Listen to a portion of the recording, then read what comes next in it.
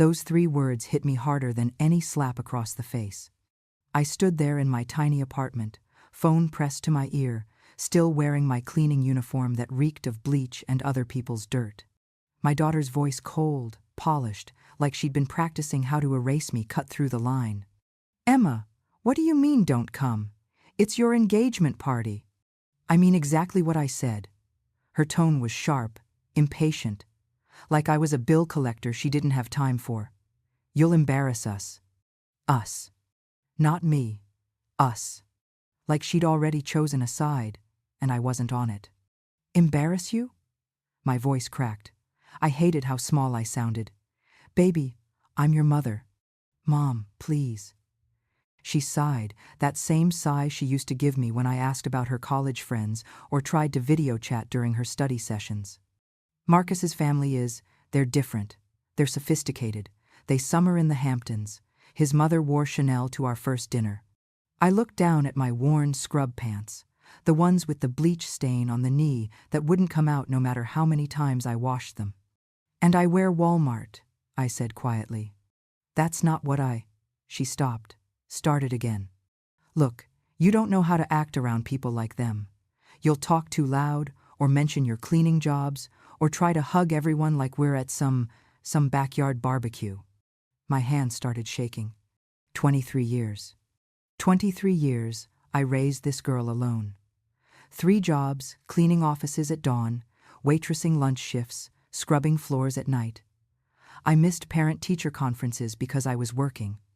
Missed her dance recitals because I couldn't afford the costume and the electricity bill. But I made sure she had everything.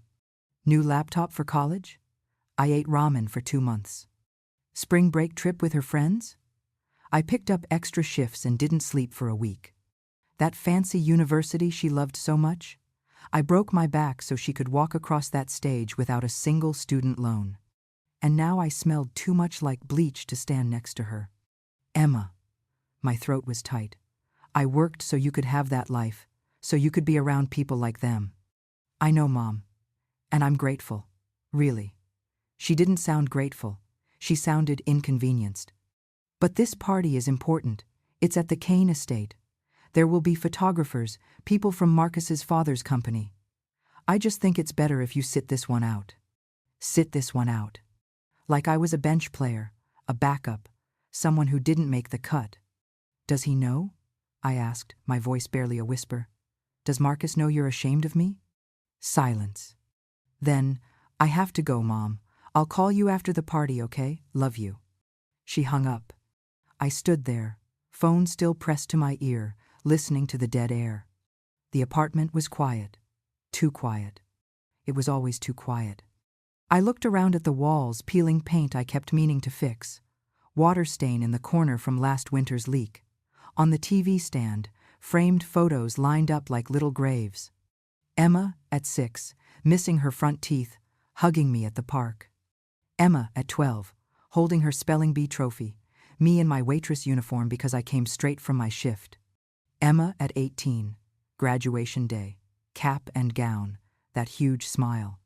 And me beside her, in every single one, older and more tired each time. When did I become the woman she needed to hide?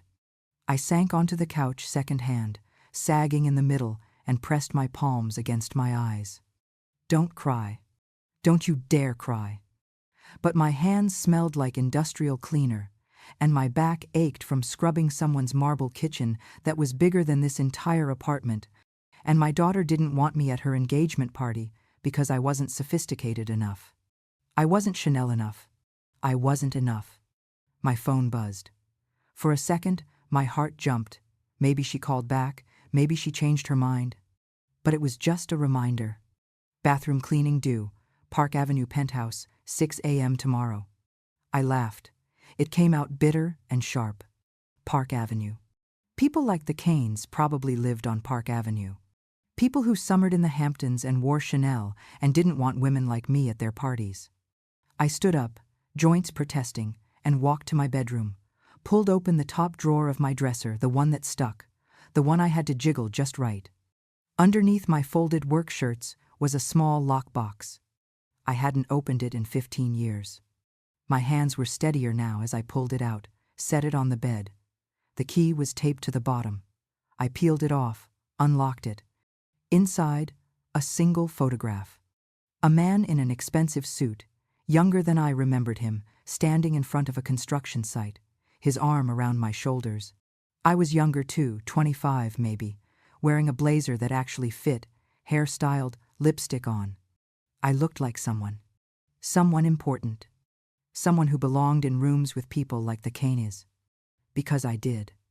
I turned the photo over. On the back, in faded ink. To Linda, the woman who built this empire with me. R.K. R.K. Richard Kane. Marcus's grandfather. Emma had no idea. She thought I was just a cleaning lady, a woman who scrubbed toilets and mopped floors and smelled like bleach. She didn't know that 25 years ago, I wore designer suits and made phone calls that moved millions of dollars.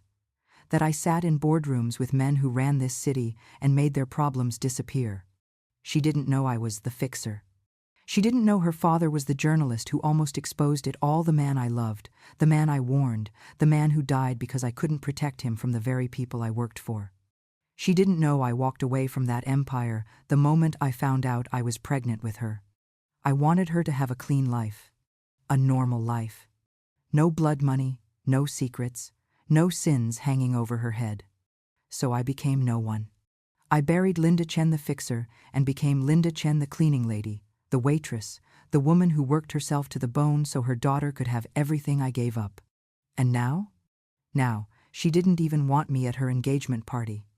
I stared at that photograph, at the man whose empire I helped build, whose grandson was about to marry my daughter. Maybe Emma was right. Maybe I didn't belong in that world anymore. Or maybe it was time she learned exactly where her perfect life really came from. I pulled out my phone, scrolled through my contacts until I found a number I hadn't called in over a decade. A number I swore I'd never use again. My finger hovered over it. Don't. You walked away for a reason. But Emma's voice echoed in my head. You'll embarrass us. I hit call. It rang once, twice. Then a voice, smooth and cold. I was wondering when you'd reach out again, Linda. I closed my eyes. I need a favor, I said quietly. And then, we're even. Forever. A pause. Then, a low chuckle. We'll see about that. I hung up. Set the phone down. Looked at that photograph one more time, the woman I used to be. The empire I walked away from, the life I buried so my daughter could be free. But she wasn't free. None of us were. And maybe it was time to stop pretending. The knock came at 11 p.m. 3 sharp raps that made my heart jump into my throat. Nobody knocked on my door at 11 p.m. Nobody knocked on my door at all. I was in my pajamas, old cotton pants, and a faded t-shirt about to brush my teeth when I heard it. For a second, I thought maybe I'd imagined it. Maybe it was the neighbor's door or someone in the hallway. Then it came again. Knock. Knock. Knock. Urgent. Desperate. I moved to the door, looked through the peephole, and froze. Marcus. Emma's boyfriend, fiancé now, I guess, stood in my hallway, soaking wet, rain dripping from his hair and his expensive suit. His face was pale. Too pale. Like he'd just seen a ghost. I unlocked the door, pulled it open. Marcus? What are you? Boss, he breathed. The word hit me like a punch to the gut. Boss. Nobody had called me that in 15 years. He stood there in the doorway, water pooling around his Italian leather shoes, staring at me like I'd just risen from the dead. The hallway light behind him flickered, casting shadows across his face. His hands were shaking. I didn't know, he whispered. I swear to God, I didn't know. My throat went dry. Marcus, I don't know what you're Don't, his voice cracked. Please don't lie to me right now. Not after I just spent 3 hours in my father's office going through files that should have been destroyed years ago. He took a step forward, nearly stumbling. I grabbed his arm, pulled him inside before any of my neighbors saw him. The door clicked shut behind us, and suddenly my tiny apartment felt even smaller with this 6-foot-tall man in a suit that probably cost more than my monthly rent dripping all over my floor. "Sit down," I said quietly. "You look like you're about to pass out." He didn't sit. He just stood there, staring at me like I was a stranger. Maybe I was. "You're that Linda Chen," he said, voice hollow. "The fixer, the woman who ran the most powerful logistics network in the city. The one my grandfather used to talk about like she was a ghost story." I didn't answer. Didn't confirm it. Didn't deny it. His eyes searched my face, looking for something, maybe the woman I used to be, the one who wore power suits and made problems disappear with a single phone call. All he saw was a tired, middle-aged woman in faded pajamas. "How long have you known?" I asked, my voice steadier than I felt. "About me and your family?" 3 hours. He ran a hand through his wet hair, water dripping onto my carpet. "My father. He wanted me to sign some documents tonight, partnership papers for the company. I was going through the files, and I found—" He stopped, swallowed hard. "I found payment records. From 15 years ago. Payments to a consulting firm that didn't exist. Except it did exist. It was you." My stomach twisted. "Your family paid me for logistics consulting," I said carefully. "That's all." "That's all?" His laugh was sharp, bitter. "You made a scandal disappear. My uncle's embezzlement case gone. My grandfather's tax fraud investigation dropped. A journalist who was digging into our company's overseas dealings—" "Stop," I said quietly. He stopped. The silence was heavy, suffocating.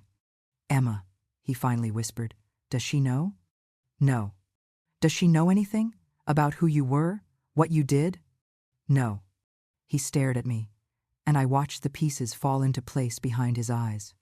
"She thinks you're just a cleaning lady," he said slowly. She thinks you're nobody."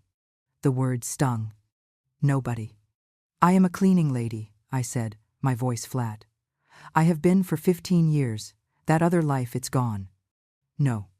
He shook his head, backing toward the door. "No, it's not gone. It's right here. You're right here. And I'm about to marry your daughter and my family." He pressed his palms against his eyes. "Jesus Christ, my father is going to lose his mind when he finds out." "He doesn't have to find out." "Doesn't have to?" Marcus looked at me like I was insane. "Miss Chen, my family has been looking for you for over a decade. When you disappeared, you took insurance with you. Files, evidence, things that could destroy us. I destroyed all of it." I lied. "Did you?" Our eyes locked. He knew. Of course he knew. Men like his father, his grandfather, they didn't survive in that world by trusting people. They survived by assuming everyone kept insurance, everyone kept leverage, everyone kept one finger on the trigger just in case. And I had. Tucked away in a safe deposit box across town. Copies of everything, every payment, every cover-up, every dirty secret I'd buried for families like the Canes. Just in case. "Why?" Marcus's voice was barely a whisper now. "Why did you walk away? People like you don't just walk away."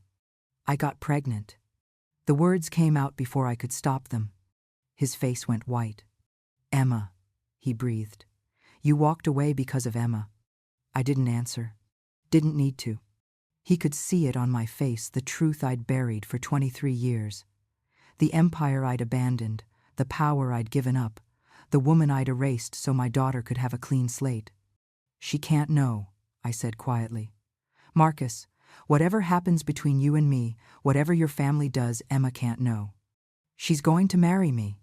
His voice shook. "She's going to marry into my family. The same family you used to work for. The same family whose secrets you buried." He laughed, but there was no humor in it. "Do you have any idea how insane this is?" "Then break up with her." The words hung in the air between us. He stared at me. "What?" "Which is not as one." "You heard me." I took a step toward him. "If you think this is too complicated, if you think your family can't handle it, break up with her. Walk away. Tell her you're not ready. Tell her you met someone else. I don't care. Just end it before anyone gets hurt." "I love her," he said, and for the first time since he'd shown up at my door, he sounded like himself. Young, earnest, desperate. "Miss Chen, I love her. I'm not breaking up with her because of something that happened 15 years ago." "Then what are you doing here, Marcus?" He opened his mouth, closed it, opened it again. "I don't know," he admitted. I saw your name in those files, and I knew Emma's mother was named Linda, and I thought there's no way it's the same person. But then I remembered her talking about how you worked cleaning jobs, how you never talked about your past, how you didn't even have social media, and He trailed off. I had to know. I had to see for myself. "Well, now you know." "Yeah." He wiped rain, or maybe tears from his face. "Now I know."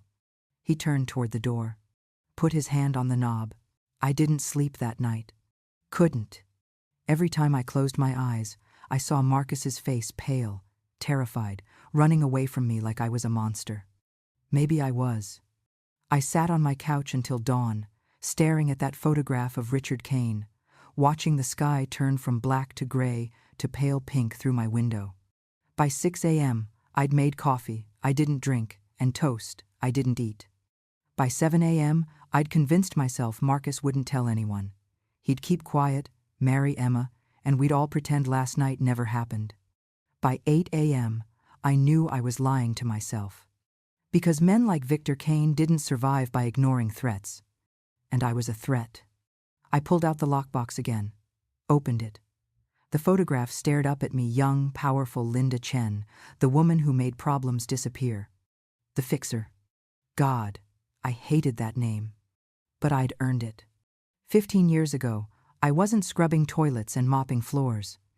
I was sitting in penthouse offices, wearing Armani suits that cost more than I now made in 6 months, answering phone calls from people who ran this city. "Linda, we have a situation." That's how it always started. A situation. Never a crime, never illegal activity, never help us cover up something that could send us all to prison. Just a situation. And I handled it. A politician's son caught with drugs? I made the evidence disappear and the witnesses forget. A CEO's embezzlement scheme about to go public? I found the journalist's weak spot and applied pressure until the story died. A wealthy family's offshore accounts under investigation? I knew people who could make files vanish from federal databases. I wasn't a criminal. At least, that's what I told myself.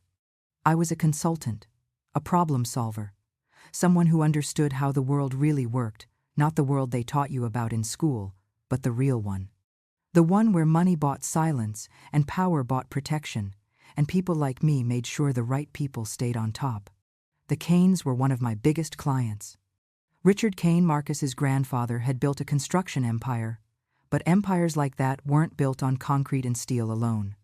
They were built on bribes and kickbacks and making sure the right city officials looked the other way when safety inspections came around. And when things went wrong? When workers got hurt? When buildings collapsed? When journalists started asking questions? They called me.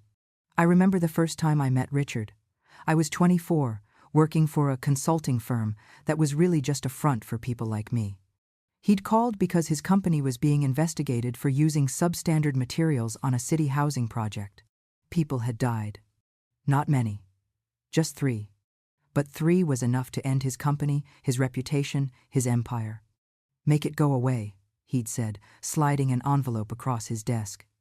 I'd opened it. $50,000 in cash. "This is half," he'd said. "You get the rest when the investigation closes." I was young, hungry, ambitious. I took the job. It took me 6 weeks.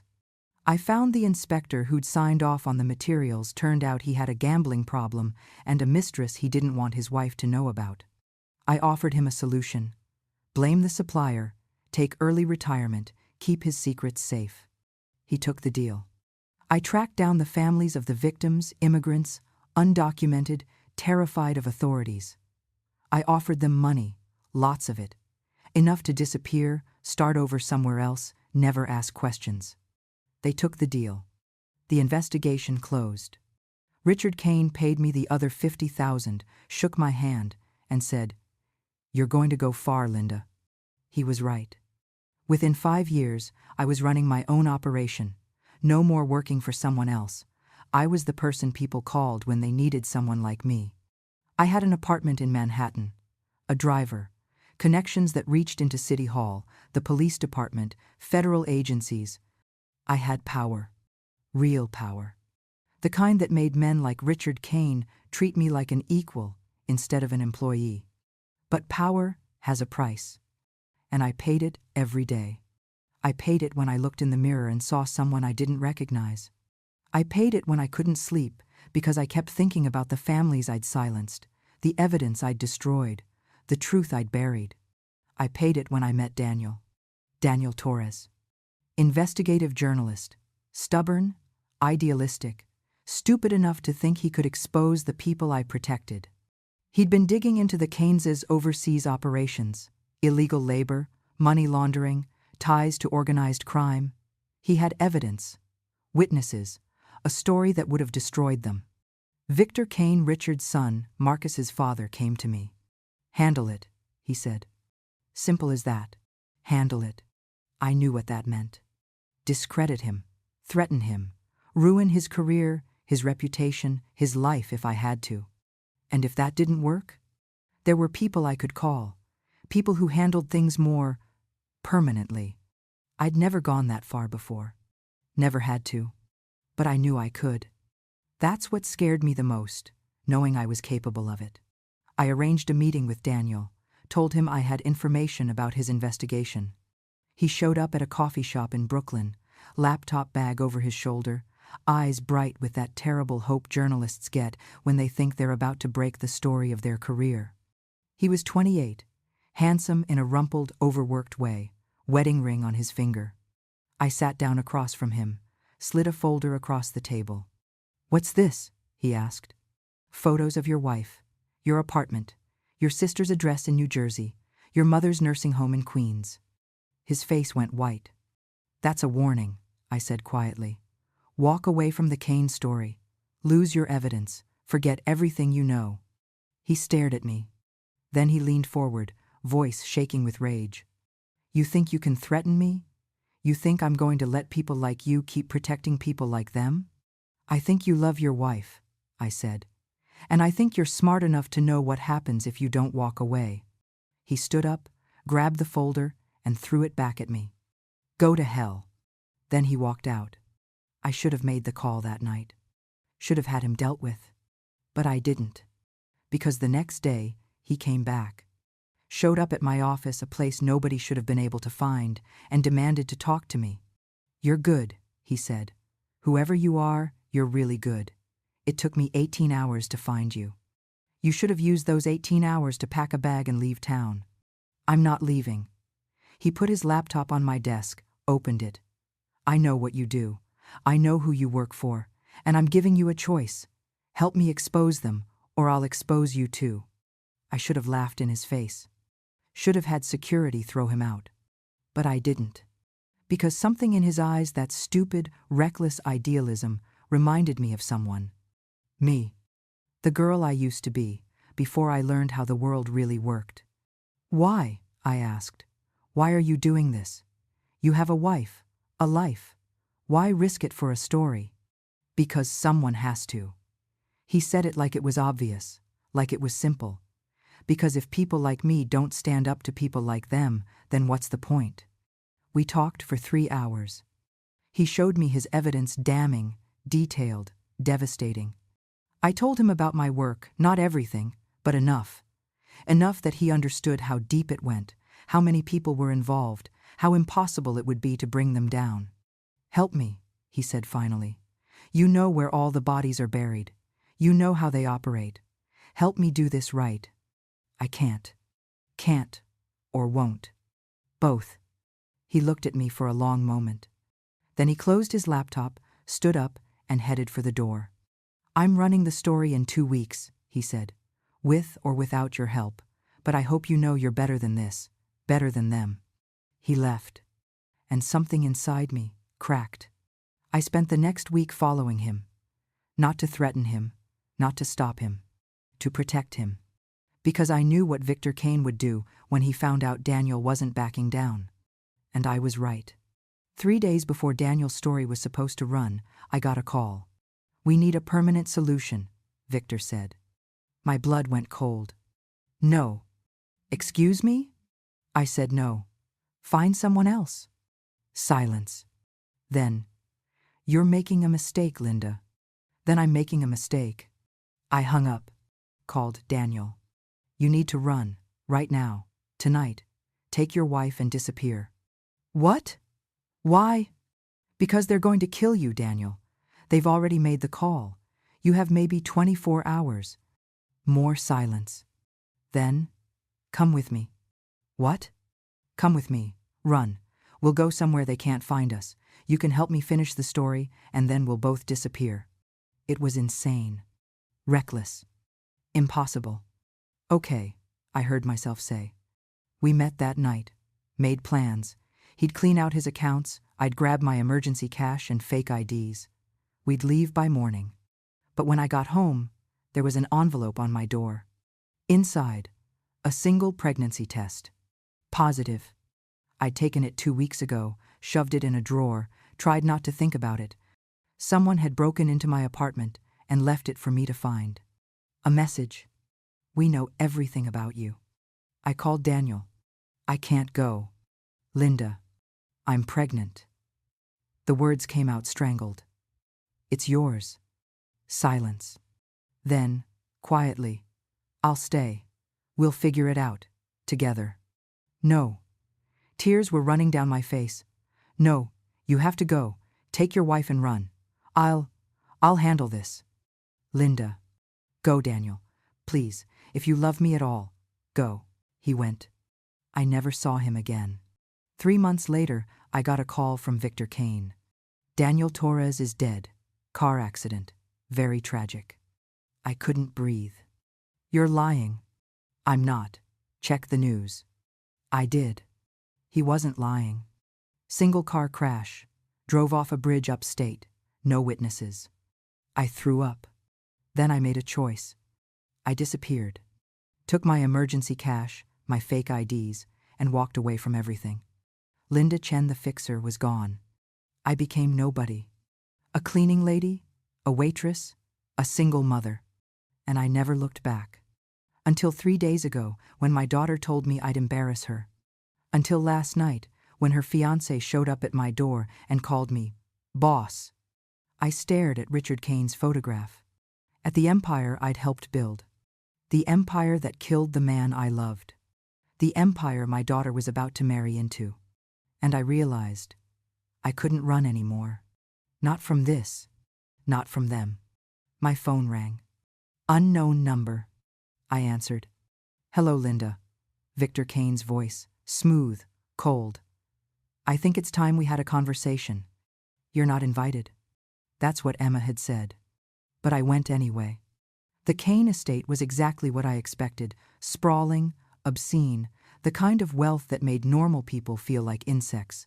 Iron gates, circular driveway. A mansion that looked like it had been ripped from a European postcard and dropped in the middle of Connecticut. I pulled up in my 15-year-old Honda, and the valet actually hesitated before taking my keys. Like he wasn't sure if I was a guest or someone's housekeeper. I guess old habits die hard. I'd bought a dress for this. Nothing fancy, I couldn't afford fancy, but it was new. Black, simple. The nicest thing I'd owned in years.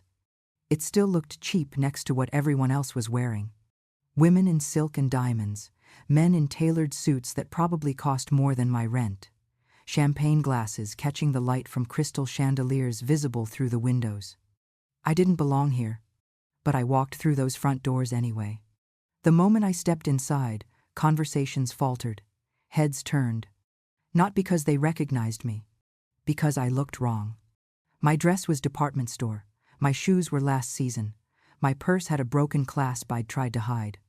I was a crack in their perfect picture. And then I saw her. Emma.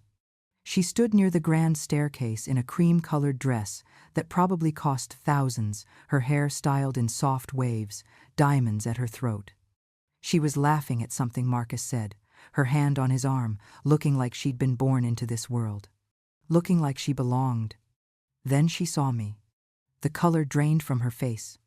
For a second, we just stared at each other across that massive foyer, her in her perfect life, me in my cheap dress, and I watched her expression shift from shock to horror to fury. She said something to Marcus, then started toward me, heels clicking on marble floors. "What are you doing here?" Her voice was low, tight, barely controlled. "I'm your mother," I said quietly. "I wanted to see you. I told you not to come." "I know." "Mom." She grabbed my arm, fingers digging in. "You need to leave, right now." "Emma." "No. Listen to me." Her eyes were bright with anger or maybe tears. "This is important. These people are important. Marcus's father's business partners are here, his family, everyone who matters in his life. And you." She stopped, swallowed. "You can't be here. Please." Each word was a knife. But I didn't flinch. "I raised you," I said softly. "I worked 3 jobs so you could go to that university, so you could wear dresses like that, so you could stand in houses like this. And now you're telling me I can't be here? That I don't belong? That's not what I prepuce." "Yes, it is." My voice was steady, calm. "That's exactly what you're saying." She opened her mouth, closed it. Behind her, Marcus appeared, his face pale. When his eyes met mine, I saw the fear there. He knew. He knew who I was, and he knew his father didn't. Not yet. "Emma," he said carefully. "Maybe we should—" "Stay out of this, Marcus." Emma didn't look at him. "Mom, I'm asking you nicely. Please leave before you make this worse."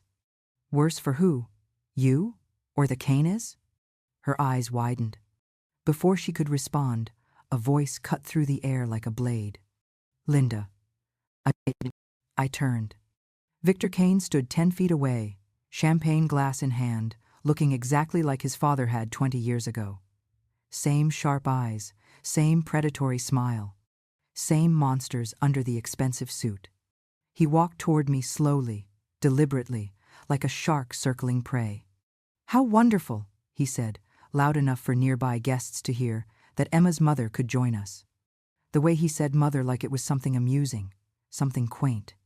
My hands clenched at my sides. "Mr. Kane." I kept my voice neutral, polite. "I don't believe we've met." He extended his hand. "Victor Kane, Marcus's father." I shook it. His grip was firm, controlled, and cold as ice. "I've heard so much about you," he continued, that smile never wavering. "Emma speaks of you so fondly." A lie. We both knew it. Emma hadn't mentioned me to these people beyond the bare minimum. Probably told them I was a widow, a simple woman, nothing remarkable. Nothing that mattered. "I wanted to see my daughter," I said simply. "Of course. Family is so important." Victor took a sip of champagne, eyes never leaving mine. "Though I must admit, you look familiar. Have we met before? Perhaps at one of Emma's university events?" He was fishing, testing, waiting to see if I'd slip, if I'd give something away. "I don't think so," I said. "I worked a lot when Emma was in school. Couldn't make many events." "Ah, yes. Emma mentioned you're a cleaning lady? Is that right?" The words hung in the air. Several nearby guests had stopped pretending not to listen. Emma's face was scarlet. "I clean offices," I said evenly. "It's honest work."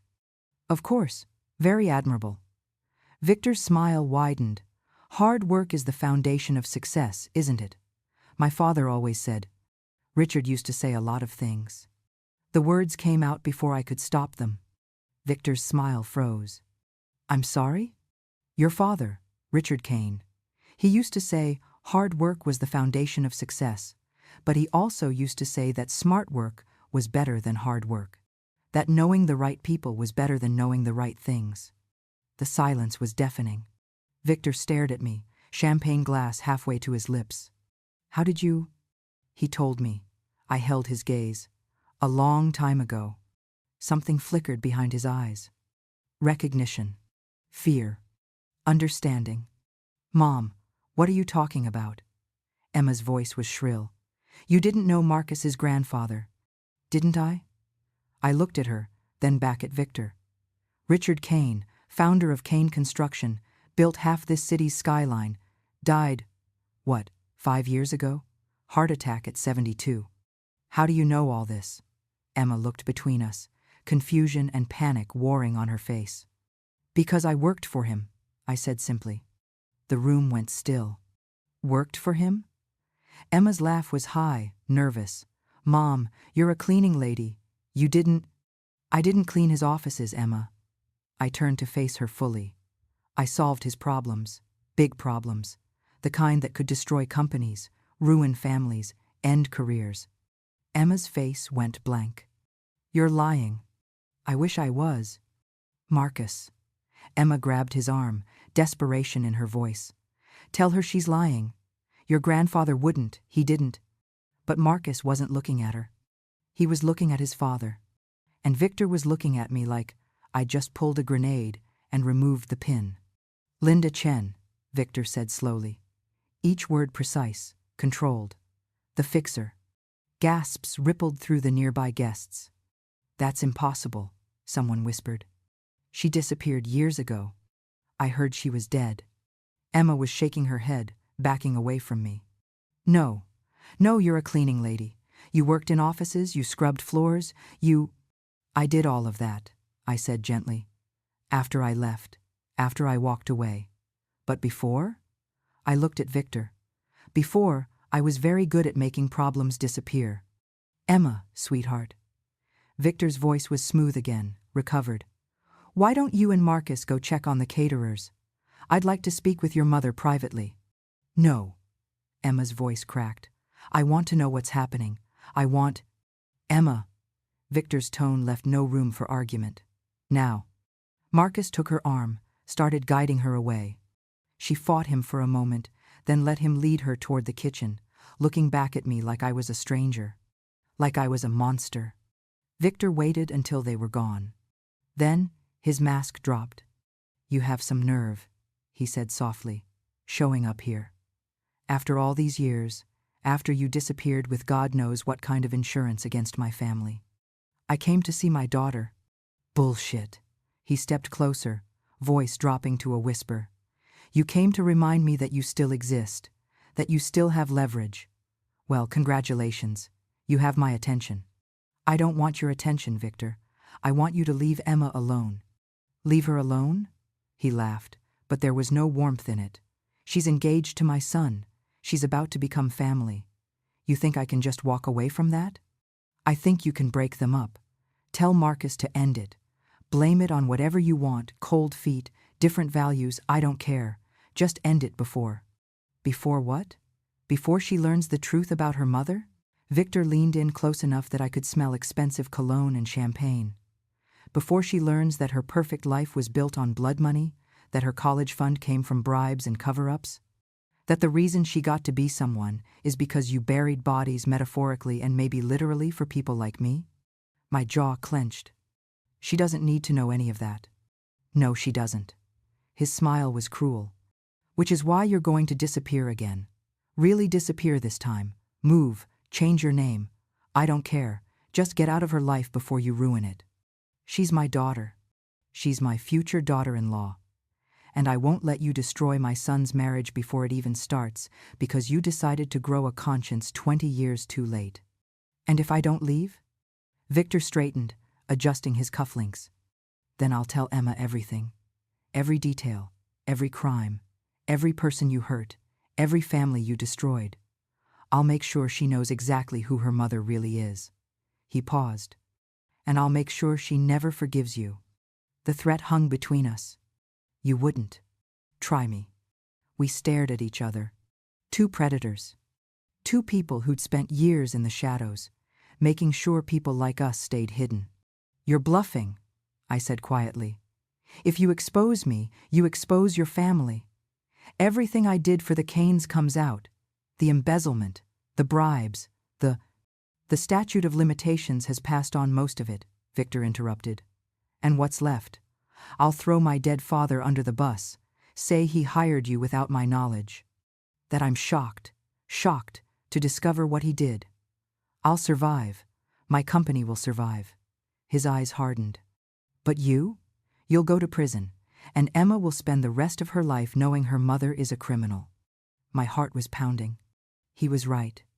He could do it. He could destroy me and walk away clean. So what's it going to be, Linda? Victor smiled. Disappear quietly, or force my hand and lose your daughter forever? Behind him, through the crowd, I saw Emma standing in the doorway, watching us. She'd heard everything, every word. Her face was white as paper, streaked with tears. And the look in her eyes. God, the look in her eyes would haunt me forever. Miss Chen, Victor said, noticing my expression. He started to turn. I pulled out my phone, hit a button. You're right about one thing, Victor, I said quietly. You'd survive exposing me. Then we understand each other. But I recorded this entire conversation. He froze. You just confessed to knowing about your father's crimes, to threatening a witness, to attempting to obstruct justice. I held up my phone, and it's all backed up to the cloud, sent to 3 different email addresses, time-stamped. Victor's face went purple. Now, I said, my voice steel. Why don't you repeat that part about making my daughter hate me? Victor's hand shot out and grabbed my wrist. Fast, brutal.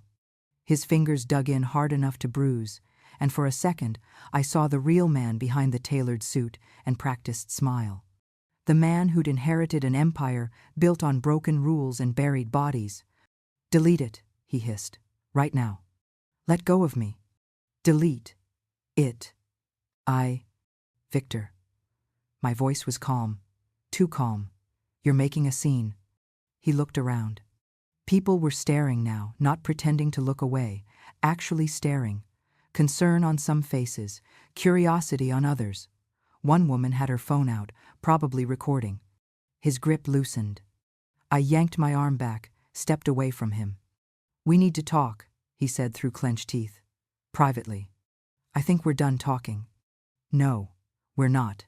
He gestured toward a doorway off the main hall. My study. 5 minutes. Unless you want to have this conversation in front of 200 witnesses. I looked past him. Emma was still standing in that doorway, frozen. Marcus had his hand on her shoulder, trying to guide her away, but she wasn't moving. Just staring at me. Like she was seeing me for the first time. Or maybe like she was realizing she'd never really seen me at all. 5 minutes, I said to Victor. He turned and walked toward the study without waiting to see if I'd follow. I did. The study was exactly what I expected. Dark wood paneling, leather furniture, floor-to-ceiling bookshelves filled with books that had never been read. A fireplace, a bar cart with crystal decanters. Money pretending to be taste.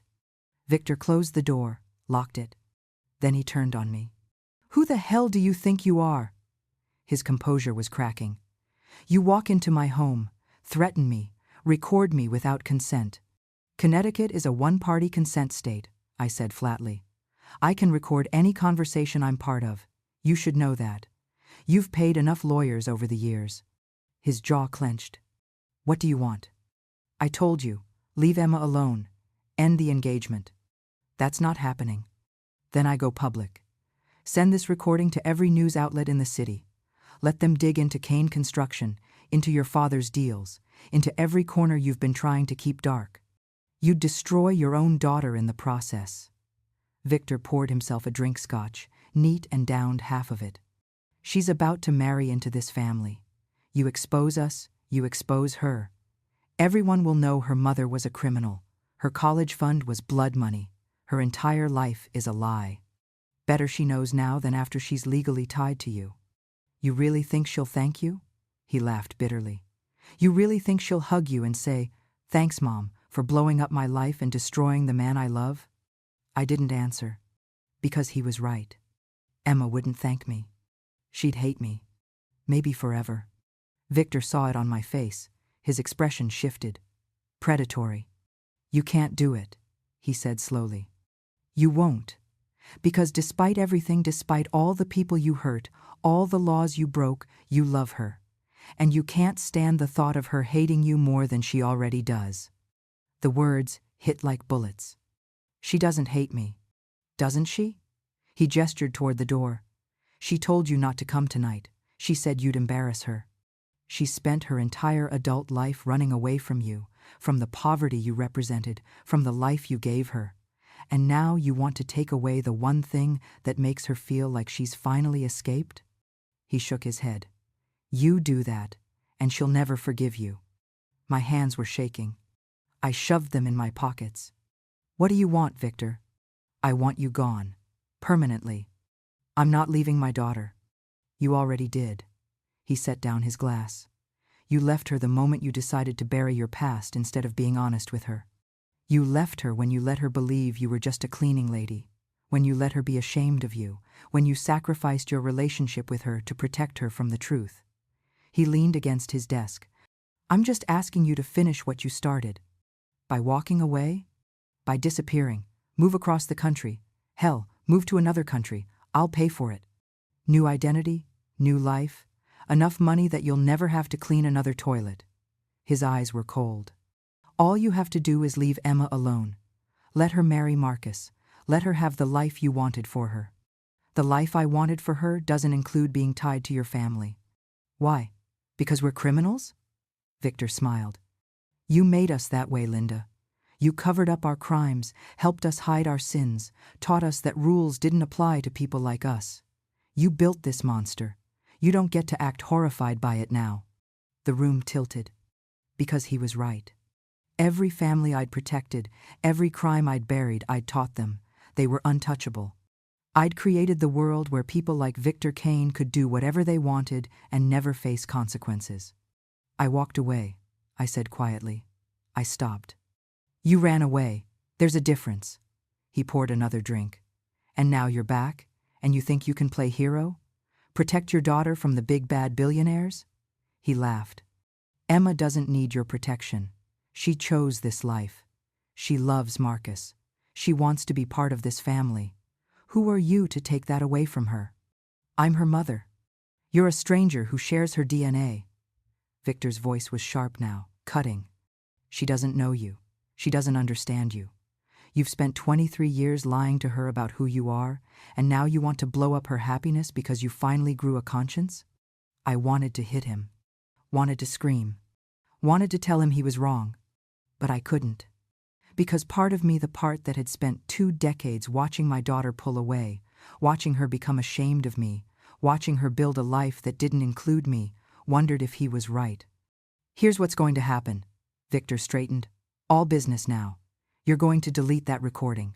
You're going to walk out of this party, drive home, and tomorrow you're going to call Emma and tell her you're moving. Arizona, Florida, I don't care. Somewhere far away. You'll tell her it's for a job opportunity, that you need a fresh start, that you want her to be happy. And if I don't, then I tell Emma everything, and I mean everything." He ticked off on his fingers. "The families you destroyed, the evidence you buried, the people who disappeared because of you, and Daniel Torres." My blood went cold. "What about Daniel? You think I don't know?" Victor's smile was cruel. "You think my father didn't tell me about the journalist you fell in love with? The one who was going to expose us? The one who died in a very convenient accident right after you warned him to run? That wasn't me." "Wasn't it?" He tilted his head. "You warned him. You told him we were coming. And then he died. Did you ever wonder if maybe we let you think you'd saved him? If maybe we used your guilt to make sure you'd disappear and never come back?" The room was spinning. "You're lying." "Am I?" Victor shrugged. "Either way, Emma will believe me. I'll tell her you got her father killed, that you're responsible for him not being in her life. That every lonely moment, every time she wondered why she didn't have a dad, it's because you couldn't keep your mouth shut." Tears burned my eyes. Daniel wasn't her father.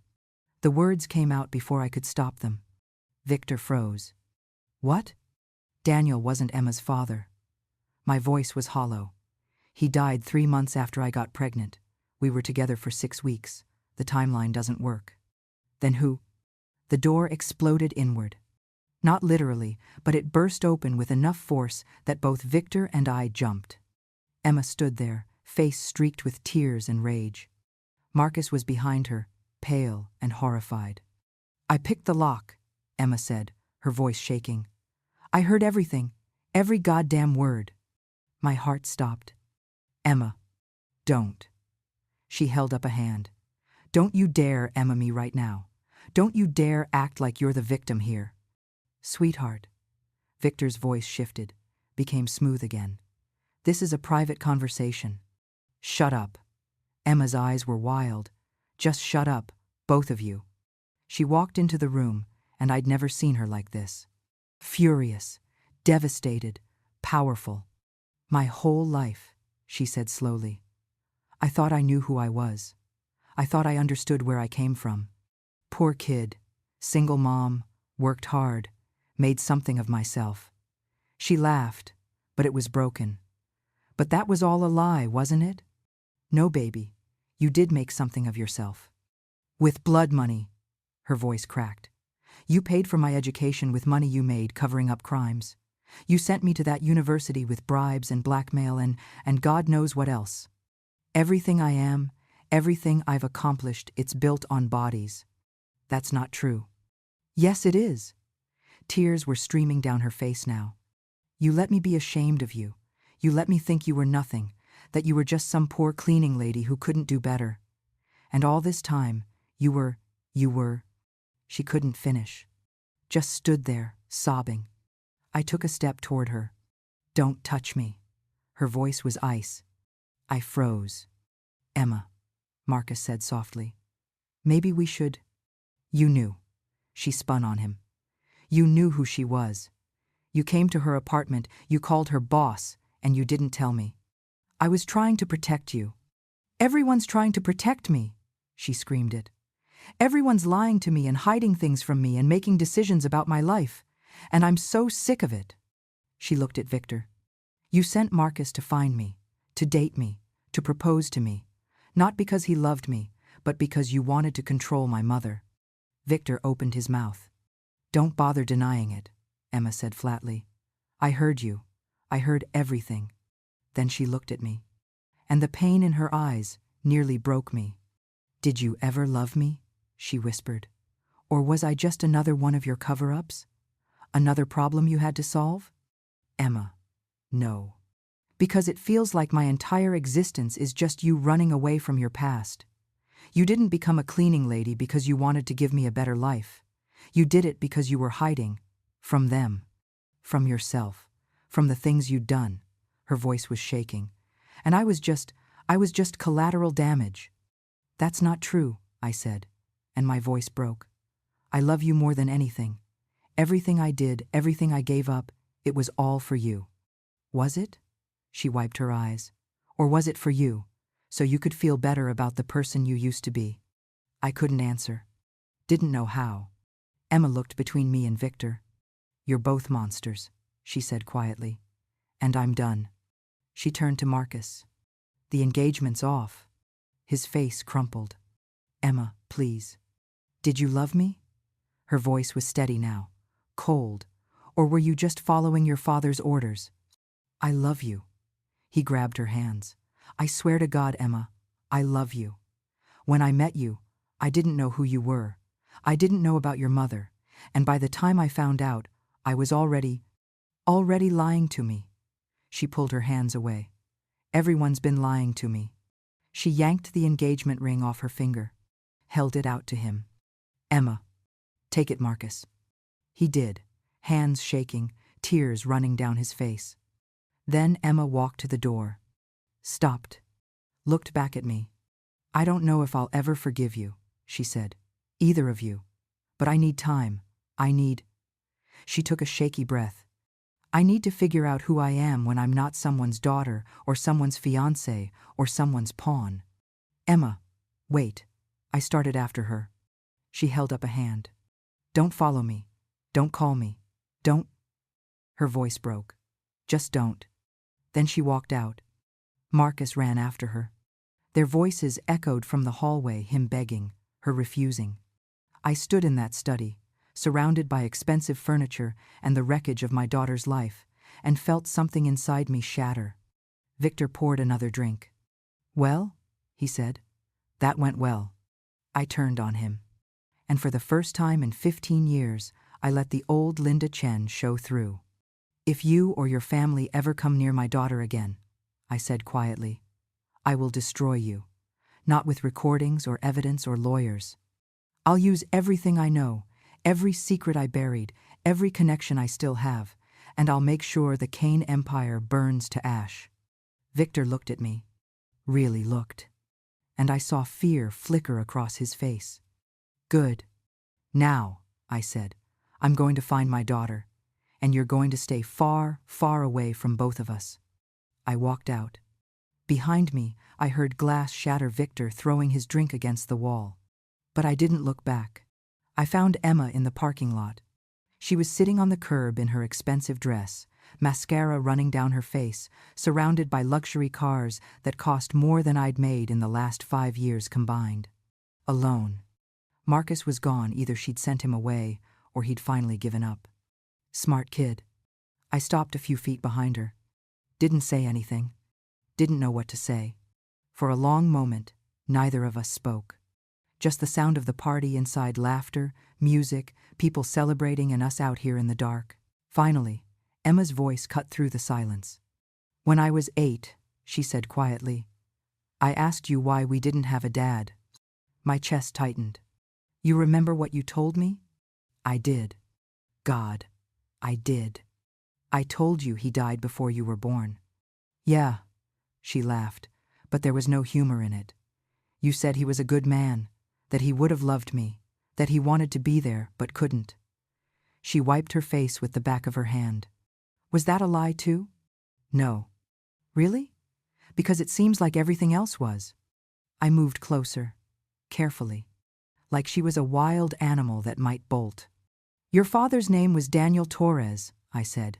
"He was a journalist, idealistic, stubborn, too brave for his own good." My voice cracked. "And I loved him. I really did." Emma turned to look at me for the first time. Her face was a mess, makeup ruined, eyes swollen, expression raw. But she was listening. "He was investigating the Kanes," I continued, "trying to expose them. And I was working for the Kanes, trying to protect them. We were enemies." I sat down on the curb beside her, not touching. "Until we weren't." "What happened?" "I fell in love with him. He fell in love with me, and when Victor Kane ordered me to handle him permanently, I couldn't do it. The words tasted like ash. So I warned him, told him to run, told him to disappear and never come back. But he died anyway. Car accident. 3 months after he left." I stared at the pavement. I always wondered if it really was an accident, if maybe the Kanes found him. But I never knew for sure. Emma was quiet for a long moment. Then, Victor said Daniel wasn't my father. My stomach dropped. "You heard that?" "I heard everything, Mom." Her voice was flat. "I heard you say the timeline doesn't work, that you were only together for 6 weeks and he died 3 months after you got pregnant." She turned to face me fully. "So who is my father?" This was it. The moment I'd been dreading for 23 years. The truth I'd buried deeper than anything else. "Emma, don't." Her voice was sharp. "Don't try to protect me. Don't lie to me again. Just tell me the truth. Who is my father?" I looked at her. My daughter. The only good thing I'd ever created. And I told her. "Richard Kane." The words hung in the air like a grenade. Emma's face went blank. "What?" "Marcus's grandfather. Richard Kane. He's your father." That's impossible." "I worked for him for 5 years," I said quietly. "Close. Too close. It was supposed to be professional, but he was recently widowed, and I was young and ambitious, and one night after a particularly difficult job, I stopped. It was one time, one mistake. And when I found out I was pregnant, I'd already met Daniel, already fallen in love with him. So I never told Richard." Emma was shaking her head. Over and over. No, you're lying. You're making this up." "I'm not." Marcus's grandfather? Her voice was rising. You're telling me I was engaged to my own… She couldn't finish. Just pressed her hands over her mouth, looking like she might be sick. You're not related to Marcus, I said quickly. Richard was his grandfather, not his father. Marcus's dad is Victor Richard's son from his first marriage. There's no blood relation between you and Marcus. But we almost… She stood up abruptly, backing away from me. Oh my God. Oh my God. Emma. Does Marcus know? Does Victor know? No.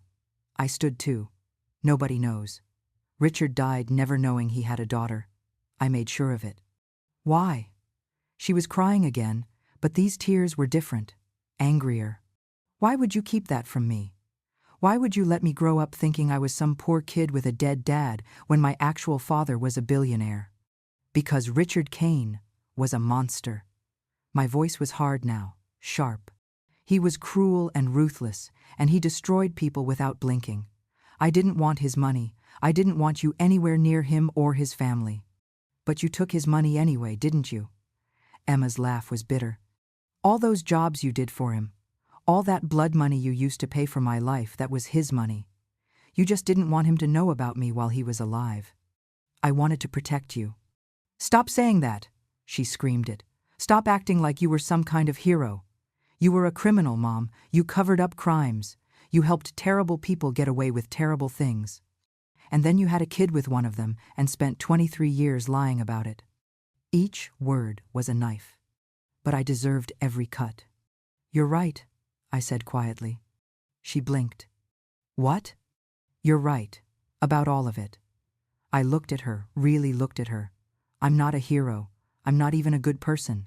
I did terrible things for terrible people, and I got paid well for it. And when I got pregnant, I didn't walk away because I suddenly grew a conscience. I walked away because I was terrified my daughter would grow up to be like me. The fight drained out of Emma's face. She just looked tired. So tired. Did it work? She asked quietly. Am I like you? No. My voice broke. You're nothing like me. You're kind and smart, and you worked for everything you have. You didn't take shortcuts. You didn't hurt people. You're everything I wanted to be and never was. I was engaged to my half-uncle's son. She laughed, but it sounded hysterical. Do you have any idea how messed up that is? I know. My whole life is a lie. I know. I don't even know who I am anymore. She sank back down onto the curb, head in her hands. I sat beside her again. This time, slowly, carefully, I put my arm around her shoulders. She didn't pull away. Didn't lean in either. Just sat there, crying, while I held her the way I used to when she was little and the world felt too big and scary. Except now the scary thing was me. I'm sorry, I whispered. I'm so sorry, baby. For everything. For lying to you. For building your life on blood money. For keeping you away from a father who might have loved you if he'd known you existed. Would he have? Emma's voice was small. Loved me? I thought about Richard Kane, the man who'd built an empire on broken backs and buried secrets. The man who'd looked at human lives like they were numbers on a spreadsheet. The man who'd smiled while ordering me to destroy people. I don't know, I admitted.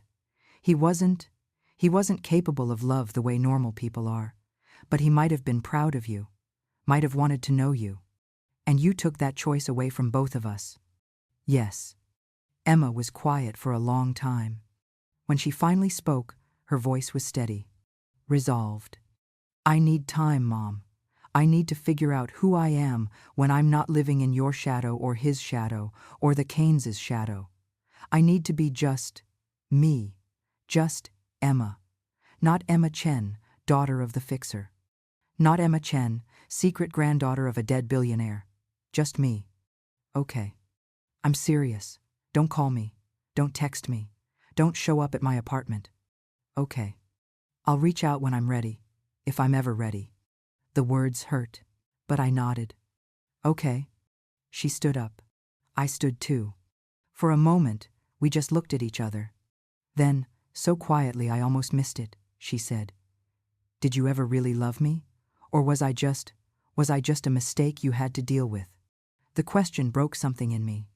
Emma. I grabbed her hands, held them tight. You are the only thing I've ever done right. The only good thing in my entire life.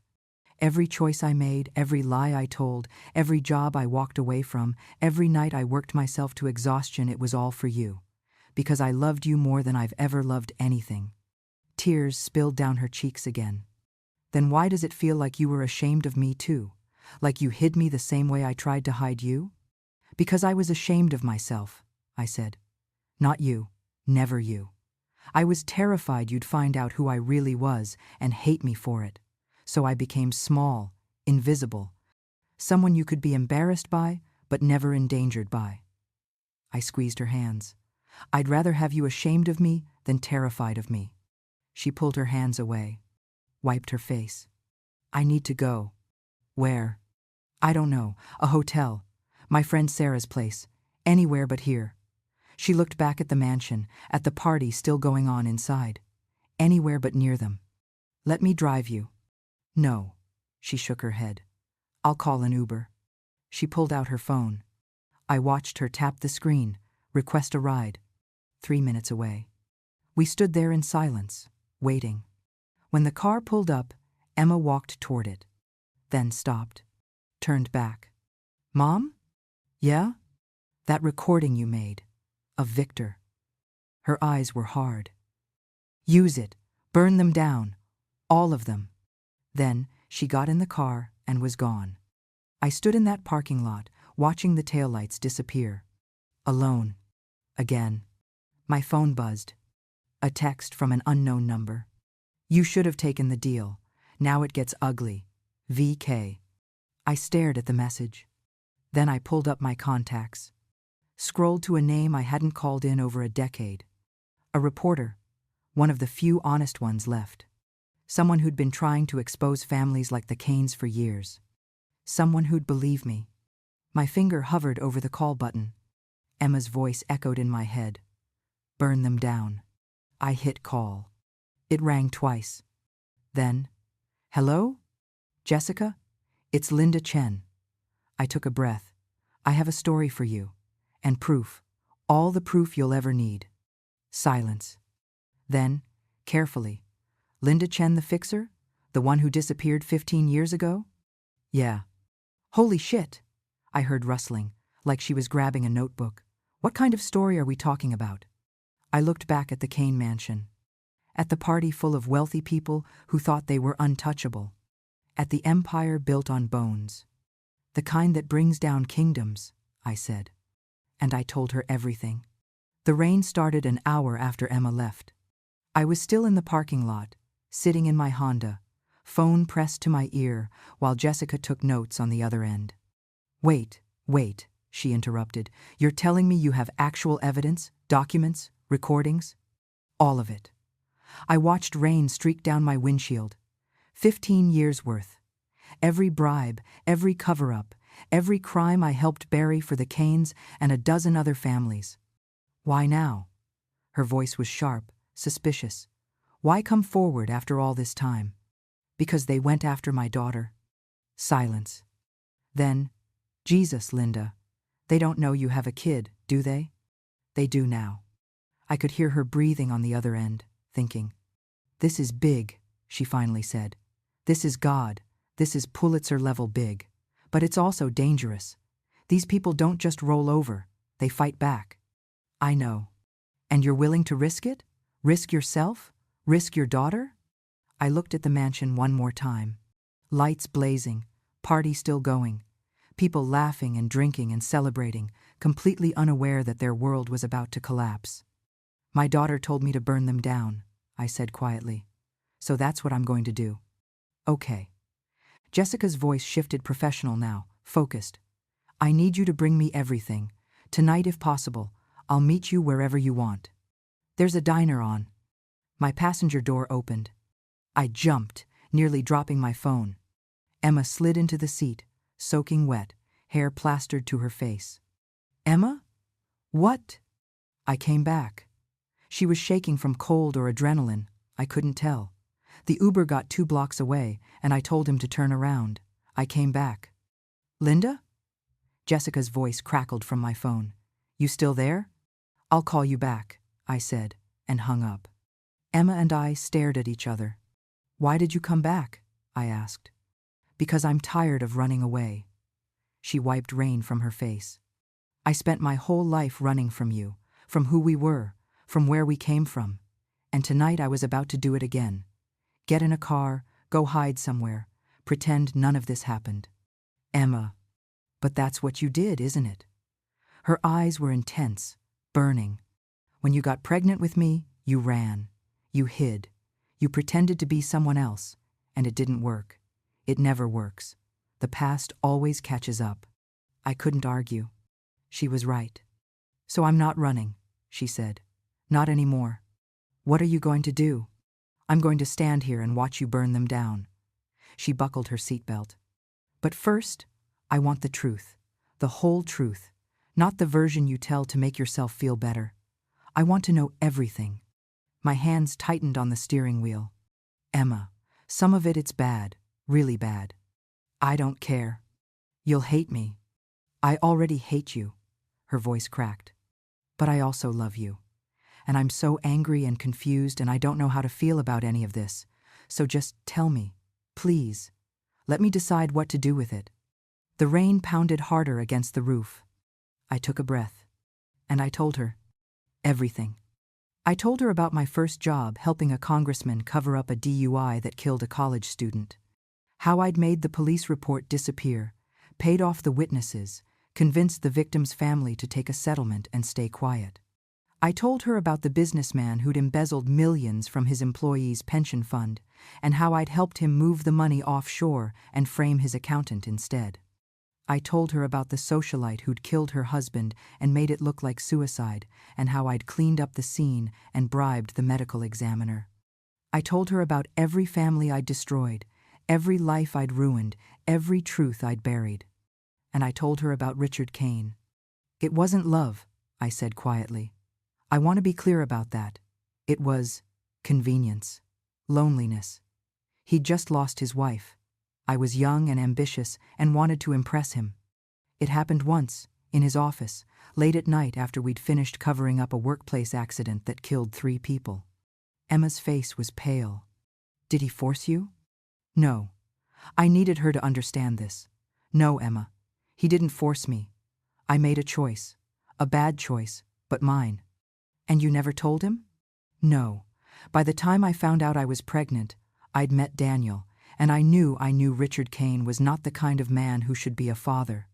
He was cold, calculating. He saw people as tools, as problems to solve or assets to acquire. I looked at her. I didn't want that for you. So you gave me poverty instead. Her voice wasn't accusatory, just tired.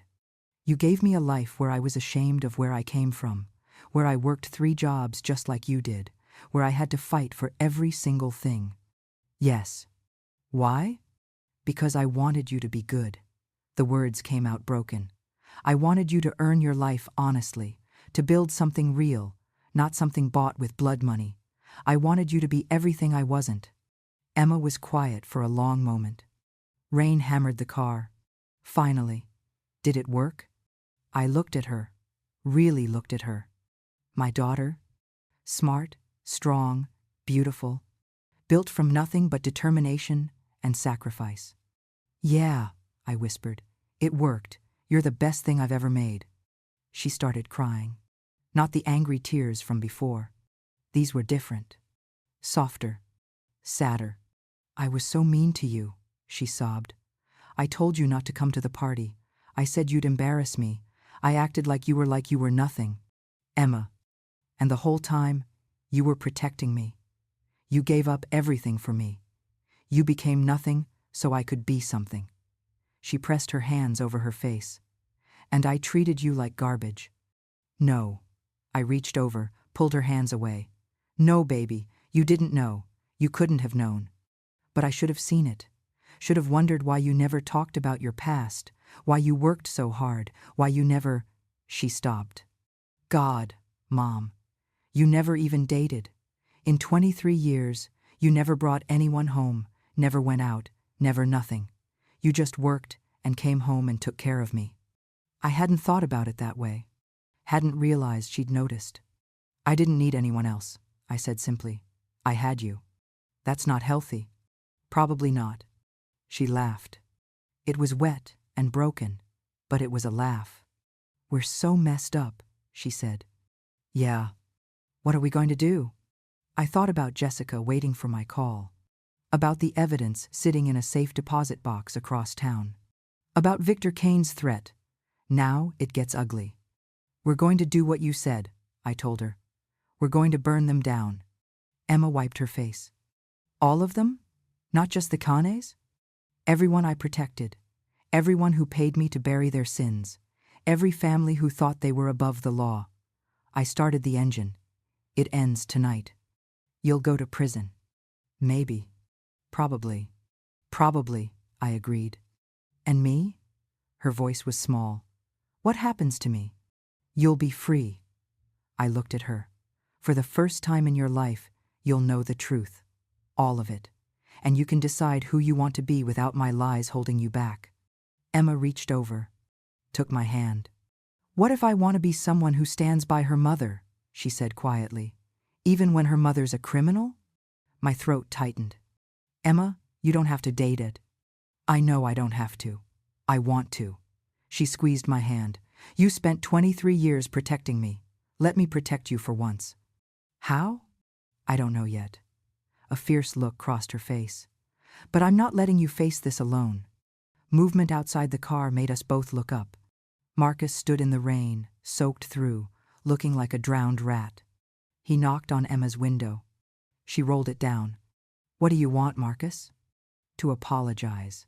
His voice was hoarse. To tell you I love you.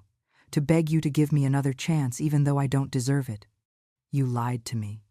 I know. You knew who my mother was and you didn't tell me. I know. Your father tried to use me as leverage against her. I know. He dragged a hand through his wet hair. And I'm sorry. I'm so sorry, Emma. But I swear I didn't know about any of that when I met you. When I fell in love with you. That was real. That's still real. Emma looked at me. I said nothing. This was her choice. Her life. She turned back to Marcus. Your family is going down, she said flatly. My mother has evidence that's going to destroy them. Every crime, every cover-up, everything. And I'm standing by her while she does it. Marcus's face went pale. Emma, so if you love me, if you really love me, you have a choice to make. Her voice was steel. Stand with your family and lose me forever, or stand with me and watch your empire burn. The silence was deafening. Marcus stood there in the rain, water streaming down his face. Then he opened the back door and climbed in. Okay, he said quietly. Emma twisted to look at him. Okay, what? Okay, I choose you. He met her eyes. I choose you, Emma. I choose us. Whatever that means, whatever that costs, I'm in. Even if it means testifying against your father? He flinched. But he nodded. Even that? Emma looked at me again. I saw the question in her eyes. Can we trust him? Honestly, I didn't know. Marcus Kane was the son of a man I'd worked for, the grandson of a man I'd slept with, the fiancé my daughter had just broken up with. He could be lying. He could be working for his father. This could all be a trap. But Emma wanted to trust him. And maybe it was time I started trusting her judgment. Fine, I said. But if you're coming with us, you need to know what you're signing up for. This isn't going to be clean. It's going to be ugly and public, and it's going to destroy your family's reputation. I know. Your father will never forgive you. I know. You might go to prison too, depending on what you knew and when you knew it. He swallowed hard. I know. I studied him in the rearview mirror. Young, scared, trying to be brave. Why? I asked. Why throw away everything for her? Marcus looked at Emma. Because she's the only real thing in my life, he said simply. Everything else, the money, the house, the family name, it's all built on lies. But Emma, what I feel for her, that's real. And I'm not losing the only real thing I've ever had. Emma's face crumpled. She reached back, grabbed his hand. You're an idiot, she said. I know. This is going to be a disaster. I know. I'm still mad at you. I know. He smiled sadly. But maybe someday you won't be. I started driving. Where are we going? Emma asked. To get the evidence. I turned onto the main road. And then we're meeting Jessica Lynn. She's a reporter, one of the good ones. She's going to help us expose everything. Tonight? Tonight. Emma settled back in her seat. Marcus squeezed her hand. And for the first time in 15 years, I felt something I hadn't felt since I walked away from my old life. Purpose. We drove through the rain, 3 people who'd spent their lives hiding from the truth. And now we were about to drag it into the light, no matter what it cost us. The safe deposit box was in a bank in Chinatown. Small, unassuming, the kind of place that didn't ask questions. I'd rented it 15 years ago under a fake name, paid the fees in cash every year, and prayed I'd never need to open it again. So much for prayers. We pulled up at 10:47 p.m. The bank was closed, but I had a key to the after-hours entrance, a service they offered for high-value clients who needed access outside business hours. I'd paid extra for that privilege. A lot extra. Stay here, I told Emma and Marcus. I'll be 5 minutes. No. Emma unbuckled her seatbelt. I'm coming with you. Emma. Mom, she looked at me. I've spent my whole life not knowing who you really were. I'm not sitting in the car while you grab evidence of your past. I'm coming. I wanted to argue. Wanted to protect her from this last piece of it. But she was right. No more secrets. No more protection. Okay, I said. Marcus, you stay. I'm coming too. He was already opening his door. Marcus, this is... If we're doing this, we're doing it together. His jaw was set. All 3 of us. Emma looked at him. Something passed between them, understanding, maybe, or forgiveness. Or just 2 people who'd decided to jump off a cliff together. Fine, I said. But keep quiet, and don't touch anything. We got out. The rain had lightened to a drizzle, but the streets were slick and empty. Chinatown at night, neon signs reflecting in puddles, the smell of dumpsters and dim sum, a few late-night restaurants still open with steamed windows. I led them to a door between a dried seafood shop and a place that sold knockoff designer bags. Unmarked. No sign. Just a plain metal door with a keypad. I punched in the code Emma's birthday, backwards, and the lock clicked. Inside was a narrow hallway, fluorescent lights flickering, linoleum floors that had seen better days. At the end, a reinforced door with another keypad and a card reader. I swiped my card, entered another code. The door opened with a heavy click. The vault room was small, barely bigger than a walk-in closet. Walls lined with numbered boxes, cold, silent, except for the hum of the ventilation system. Jesus, Marcus whispered.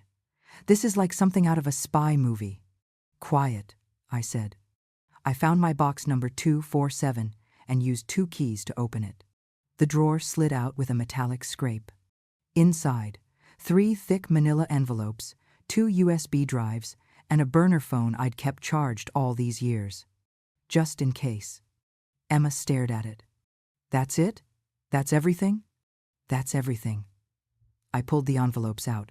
Copies of documents, financial records, contracts, photos, witness statements I collected as insurance.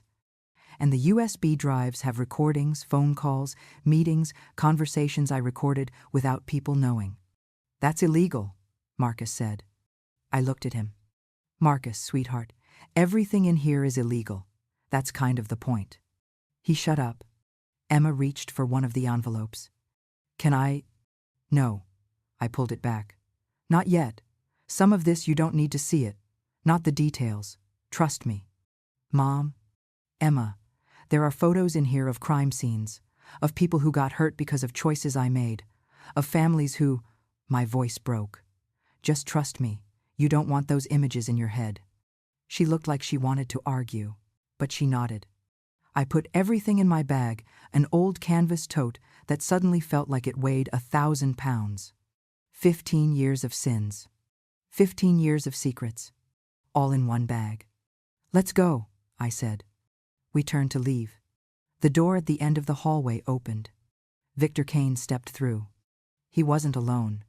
2 men in suits flanked him, broad-shouldered, dead-eyed, the kind of men who got paid to hurt people and didn't ask questions. My blood went cold. Linda. Victor smiled. I had a feeling you'd come here eventually. You always were predictable. How did you… Please, you think my father didn't keep tabs on you, even after you disappeared? He walked toward us slowly. He knew about this place, knew about the fake name, knew you'd stashed insurance somewhere.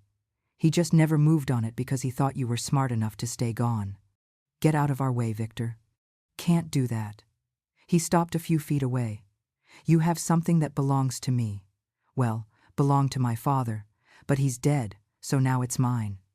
This evidence doesn't belong to anyone. It's going public. No. His voice hardened. It's not. One of the men stepped forward. Marcus moved in front of Emma instinctively. Dad, stop this. Victor looked at his son like he was a stranger. Marcus, what are you doing here? Stopping you from making this worse than it already is. Worse? Victor laughed. Son, the only thing making this worse is you standing with them. With her. He gestured at me. The woman who's about to destroy everything our family built. Our family built it on crimes, Dad. On people getting hurt. On lies. Our family built it on opportunity. Victor's voice was sharp. On being smart enough to play the game better than everyone else. And yes, sometimes that meant bending rules. But that's how the world works, Marcus. That's how it's always worked. That doesn't make it right. Right? Victor shook his head. You sound like your mother. She was idealistic too. Look where it got her. Marcus flinched. I didn't know what that meant. Didn't know what had happened to Marcus's mother. But from the look on Victor's face, it wasn't good. Let us leave, Emma said. Her voice was steady, stronger than I expected. We're walking out of here, and you're not going to stop us. Victor looked at her for the first time. Really looked. And I saw the moment he put it together. You're Richards, aren't you? He said softly. I wondered. When Marcus told me Linda Chen had a daughter, when I did the math on the timeline, he laughed. My God, my father had another bastard and never even knew it. Emma's face went white. Don't call her that, I said. Why not? It's what she is. Victor's eyes were cold. A mistake. An accident. Something you couldn't even be bothered to tell him about because you knew he'd never claim her, never give her his name, never make her legitimate. Shut up, Emma said. Did she tell you? Victor looked at her. Did Linda tell you that Richard had 3 legitimate children from his first marriage? That you have 2 half-brothers and a half-sister who got everything while you got nothing? That you grew up in poverty while they grew up in penthouses? I said, shut up. Emma's voice cracked. They have trusts, inheritance, the family name. And what do you have? A mother who was too ashamed to even tell your father you existed. I wasn't ashamed, I said quietly. I was protecting her. From what? Money? Status? A father who could have given her everything? From you. I took a step forward. From this family. From becoming the kind of person who thinks money makes you better than everyone else. The kind of person who threatens people in dark hallways and sends thugs to intimidate women. Victor's smile vanished. Give me the bag, Linda. No. Give me the bag, or I'll take it. And my associates here aren't gentle. The 2 men moved closer. Marcus stepped fully in front of Emma. You'll have to go through me first. If that's what it takes. Victor nodded at the men. Get the bag. Don't hurt my son if you can avoid it. The women, I don't care. They advanced. I backed up, but there was nowhere to go. We were trapped. The vault room behind us, Victor and his thugs in front. This was it. This was how it ended. Then Emma's voice rang out, clear and loud. I'm recording this. Everyone froze. She held up her phone, screen glowing. Every word you just said, every threat, everything. She looked at Victor. And it's streaming live to my Instagram, 3,000 followers watching right now. Victor's face went purple. You're bluffing. Am I? She turned the phone around, showed him the screen. Live video. Comments rolling in. Oh my God, Emma, what's happening? Who are these people? Should we call the police? You stupid. Victor lunged for her. Marcus caught him. They crashed into the wall, grappling. One of the thugs grabbed for Emma's phone. I swung my bag heavy with evidence and hit him across the face. He stumbled back. The other one grabbed me from behind, arms like steel bands around my chest. I couldn't breathe. Couldn't move. Emma was screaming. Marcus and Victor were fighting brutal, ugly, father against son. And then, sirens. Distant at first, then closer. Getting louder. Police! A voice echoed down the hallway. Everyone stay where you are. The man holding me let go. Both thugs bolted for the back exit. Victor shoved Marcus away, breathing hard, eyes wild. This isn't over, he hissed at me. Then, he ran too. Marcus slumped against the wall, blood trickling from his lip. Emma was still holding her phone up, still recording, tears streaming down her face. And I stood there with my bag full of evidence, watching police flood into the vault room. Ma'am? An officer approached me carefully. We got a call about a disturbance. Are you all right? I looked at Emma. She lowered her phone, met my eyes, and nodded. Officer, I said, my voice steady. My name is Linda Chen, and I'd like to report multiple crimes. The police station was fluorescent bright and smelled like burnt coffee and old paperwork. They put us in separate rooms at first, me, Emma, Marcus, took statements, asked questions.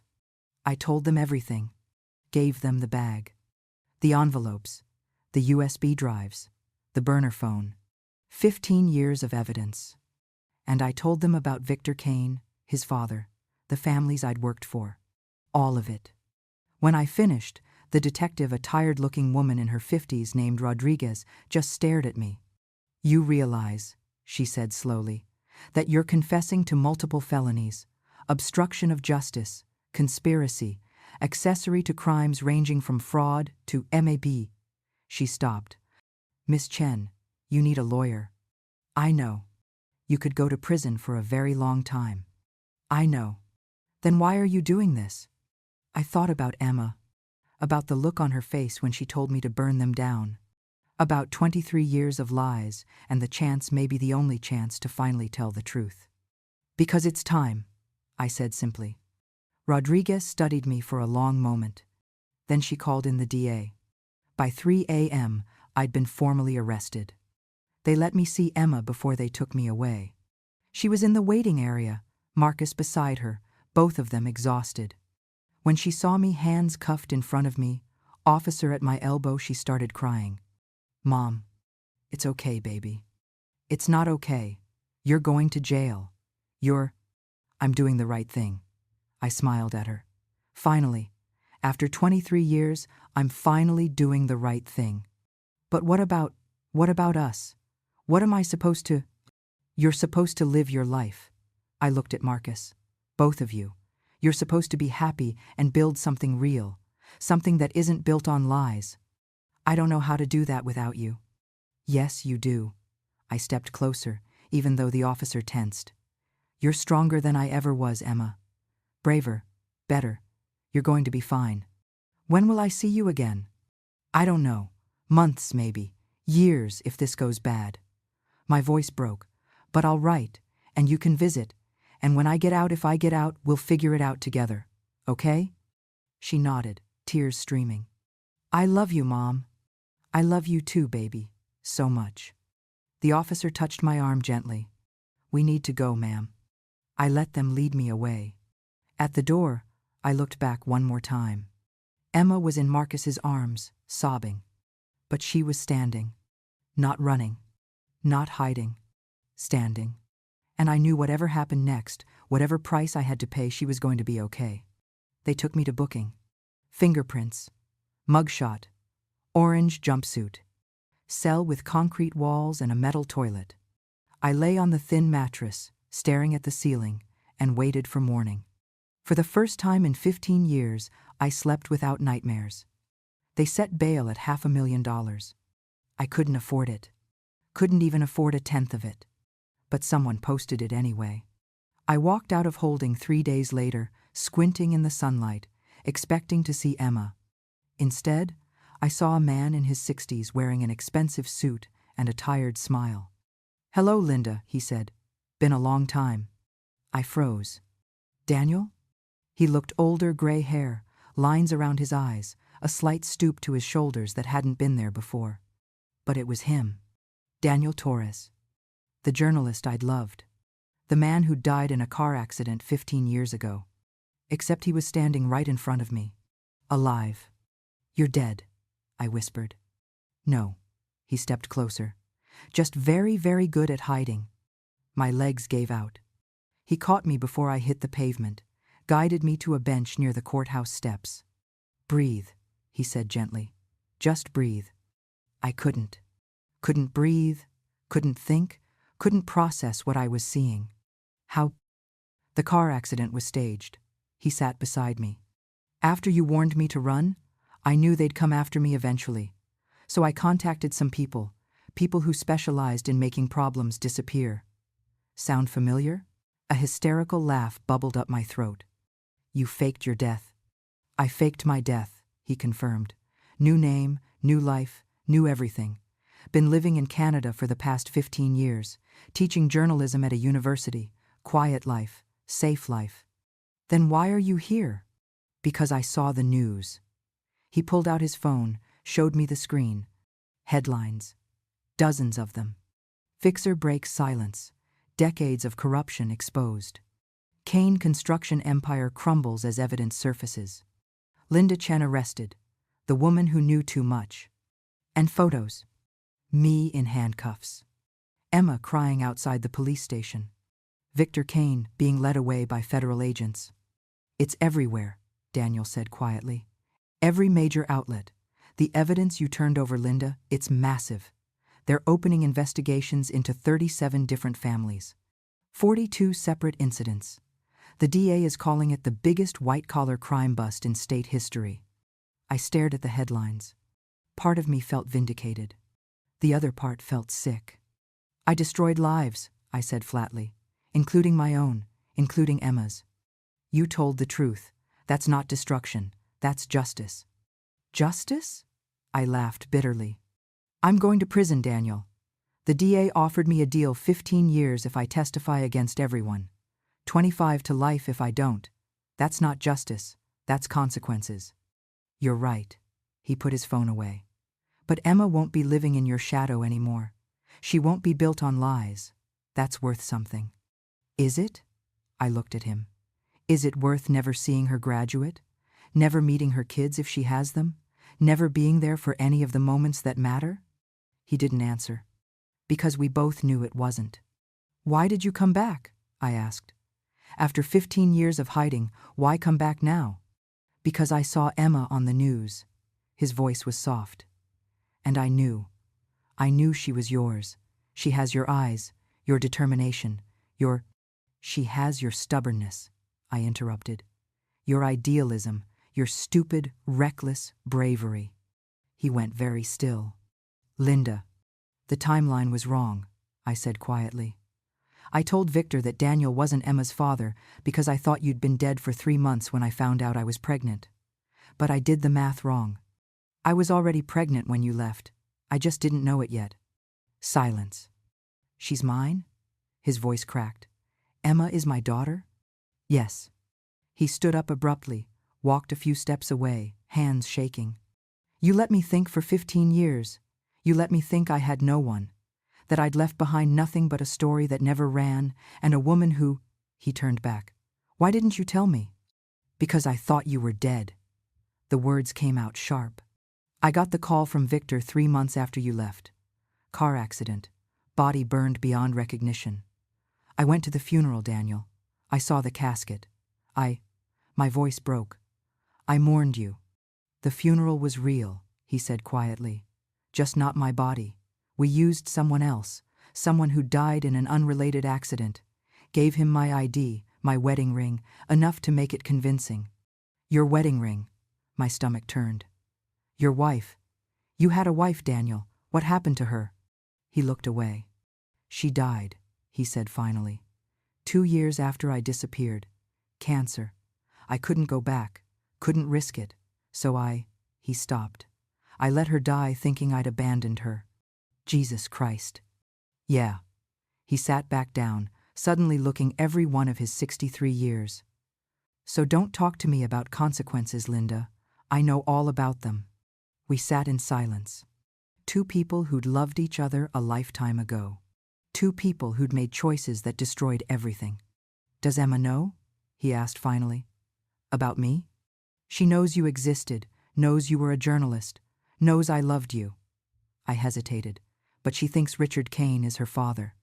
Why would she? He stopped. Oh God, you told her that to protect her from the truth about me, about us. I told her that because I thought it was true, because the timeline made sense if Richard was her father and you weren't. I looked at him. But I was wrong, about the dates, about everything. So what now? Now? I laughed bitterly. Now I go to prison, and you go back to Canada. And Emma grows up thinking her father was a dead billionaire instead of a living journalist who abandoned her. I didn't abandon her. I didn't even know she existed. You think that'll matter to her? He flinched. But he didn't argue. Because we both knew the truth. Whether Daniel had known about Emma or not, whether his death had been real or faked, the result was the same. Emma had grown up without a father, and that was on both of us. I want to meet her, Daniel said. No. Linda. No. I stood up. You've been dead to her for 23 years. You stay dead. She deserves to know the truth. She deserves to not have any more of her life blown apart. My voice rose. Do you have any idea what she's been through this week? Finding out I'm a criminal? Finding out Richard Kane might be her father? Finding out her whole life is a lie? And now you want to walk in and say, surprise, I'm your real dad, and I've been alive this whole time, but never bothered to check if the woman I loved had my child? That's not fair. None of this is fair. I was shouting now, and people were staring, but I didn't care.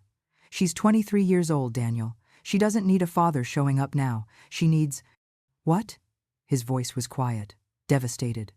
What does she need? I deflated. She needs to figure out who she is without us, I said finally. Without our lies, without our past. She needs space to be Emma, not Linda's daughter or Richard's daughter or your daughter, just Emma. And what about what I need? The question hung between us. I spent 15 years thinking I had no family, he continued. No wife, no kids, no legacy. Just hiding and surviving and wondering if I'd made the right choice. And now you're telling me I have a daughter, a smart, brave, beautiful daughter, and I can't even meet her? Yes. Linda. She needs to hear it from me first, I said. And I need to do a paternity test. To be sure. Because if I'm wrong about this too, if Richard really is her father and you're not, I'll take the test. He pulled out his wallet, handed me a card. My lawyer. He can arrange it, discreetly. I took the card. Stared at it. Daniel Torres, except the name on the card said, David Thompson. That's who I am now, he explained. David Thompson, professor of journalism at McGill University. Boring, safe, forgettable. You were never forgettable. Something flickered in his eyes. Pain, regret. Something that looked like it might have been love, once, a long time ago. I'm staying in the city, he said, until we know for sure, until Emma decides what she wants to do about all of this. She might not want to know you. I know. She might hate you for staying away. I know. She might.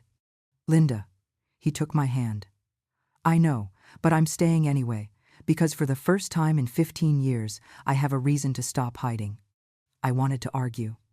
Wanted to protect Emma from one more bombshell. But I was so tired of lies and secrets and making decisions for everyone else. Okay, I said. We'll do the test, and then we'll tell her together.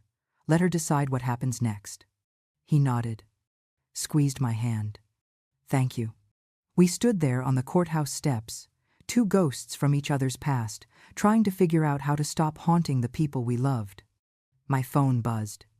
Emma. Where are you? They said you made bail. Who posted it? I looked at Daniel. Did you? Anonymous donation, he said. Untraceable. Just like you taught me 15 years ago. Despite everything, I smiled. You learned well. I had a good teacher. I texted Emma back. On my way home. I'm okay. We need to talk. Her response was immediate. I'm coming over. Don't leave. I looked at Daniel. She's coming to my apartment. You should go. Will you tell her? About me? Not yet. Not until we're sure. He nodded. Started to walk away. Then stopped. Linda? For what it's worth, I never stopped loving you. Even when I thought I had to. Even when I tried. The words hit me like a physical blow. Daniel. You don't have to say anything. I needed you to know. He smiled sadly. I'll wait for your call. About the test. Then he was gone. Disappeared into the crowd like a ghost. Like he'd been doing for 15 years. I stood there, holding his card, my mind racing. If Daniel was Emma's father, if Richard wasn't, then everything changed. Emma wasn't the secret granddaughter of a billionaire. She was the daughter of a journalist who'd tried to expose corruption. She was the child of two people who'd fought against the system instead of profiting from it. She was proof that something good could come from all of this. My phone rang. Jessica Lynn, the reporter. Linda, she said. The story broke an hour ago. Every outlet has picked it up. The DA wants you to testify in front of a grand jury next week. And she paused. I wanted to ask, are you sure about this? Once you testify, there's no going back. You'll be the star witness in the biggest corruption case in decades. People will come after you, threaten you, try to discredit you. I know. And you're still willing to do it? I thought about Emma. About Daniel, alive after all these years. About the chance, maybe the only chance, to make something right out of all the wrong I'd done. Yes, I said. I'm willing. Okay. She took a breath. Then let's burn it all down. Emma was waiting outside my apartment when I got there. She looked like she hadn't slept. Hair in a messy bun, wearing sweatpants and one of my old hoodies, the one she'd borrowed when she was 16 and never gave back. The moment she saw me, she ran. Crashed into me so hard we both nearly fell. I thought they weren't going to let you out, she sobbed into my shoulder. I thought I wouldn't see you until the trial. I'm here.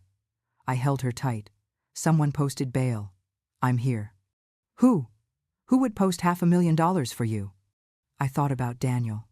About the secret I was carrying. About the test we needed to run before I could tell her anything. I don't know, I lied. Anonymous donor. My lawyer said it came through a shell company. She pulled back, studied my face.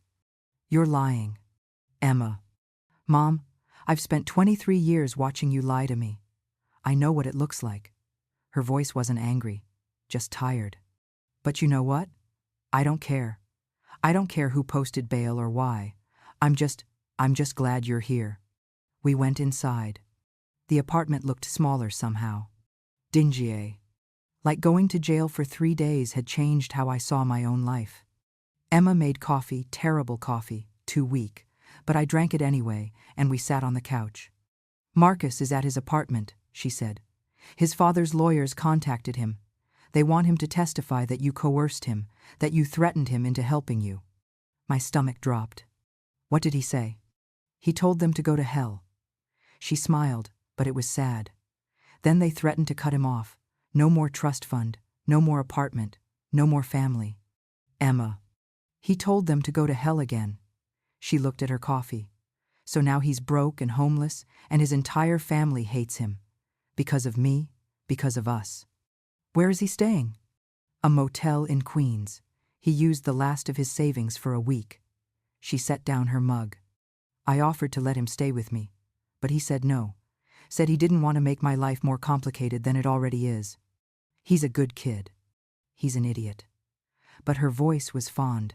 A brave, stupid, wonderful idiot. We sat in silence for a moment.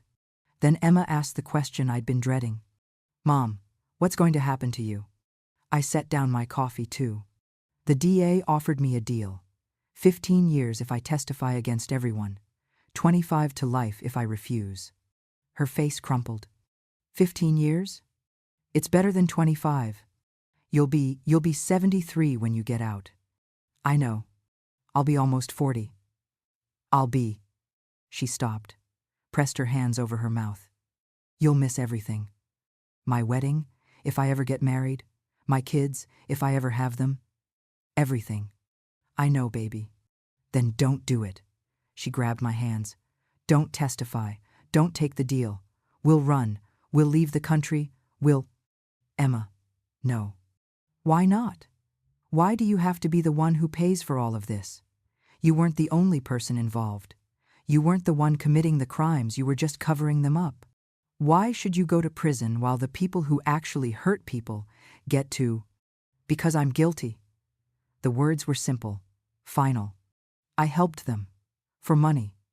For 15 years, I took their money and buried their crimes, and I knew people were getting hurt, and I did it anyway. So yes, Emma, I have to pay for that. But 15 years is less than I deserve. She stared at me. How can you say that? Because it's true. I squeezed her hands. Baby, you need to understand something. The people I helped, they destroyed families. They stole pensions. They covered up deaths. And I made it possible. I made it easy. Without people like me, people like the Canes couldn't exist. So yes, I deserve prison. I probably deserve worse. Stop it. Tears were streaming down her face now. Stop acting like you're some kind of monster. You were trying to survive. You were trying to build a life for me. I was trying to build a life for myself, I interrupted. At first, the work you did that was about survival, about giving you opportunities.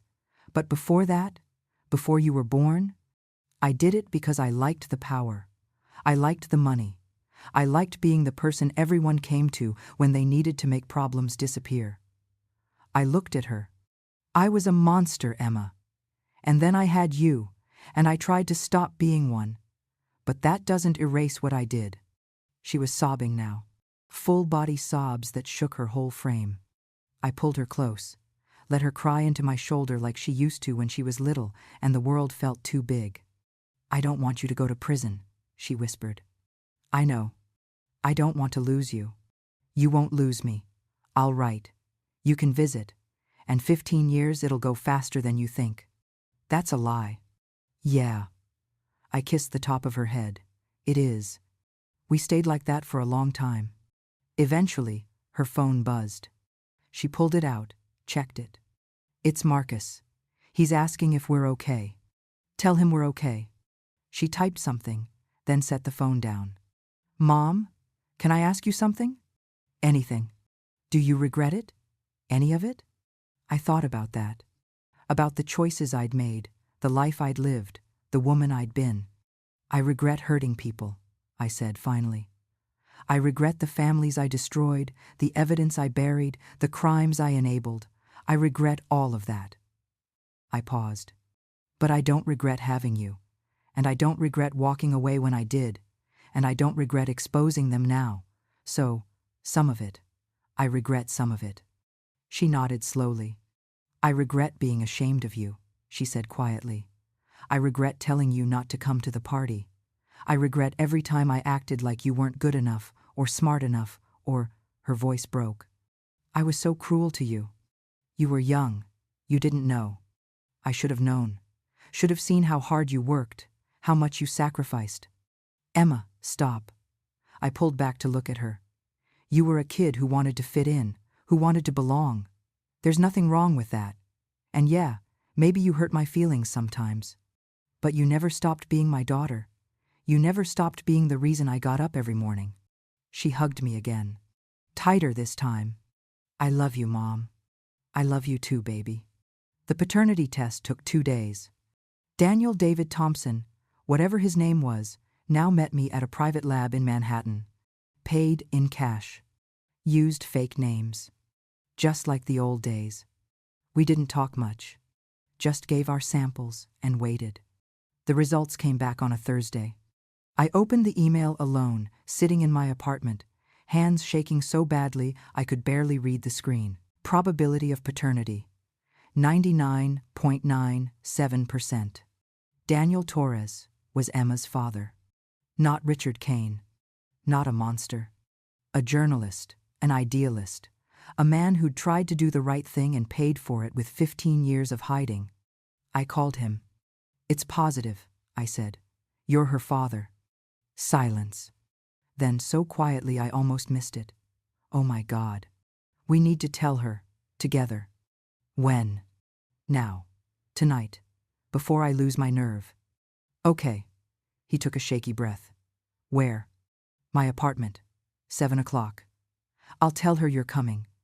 I'll prepare her as much as I can." "Linda? Thank you. For this.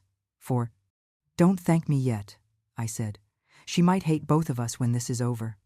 "I know. But I want to try anyway." Emma arrived at 6:30. Marcus was with her. "He wanted to be here," she said, "for moral support. Is that okay?" "It's fine." I looked at Marcus. "How are you holding up?" "Broke. Disowned. Unemployed." He smiled weakly. "But Emma's still talking to me, so I'm calling it a win. Despite everything, I liked him." "Sit down," I said. "Both of you. I need to tell you something. And then someone's coming over, someone you need to meet." Emma's face went pale. "Who?"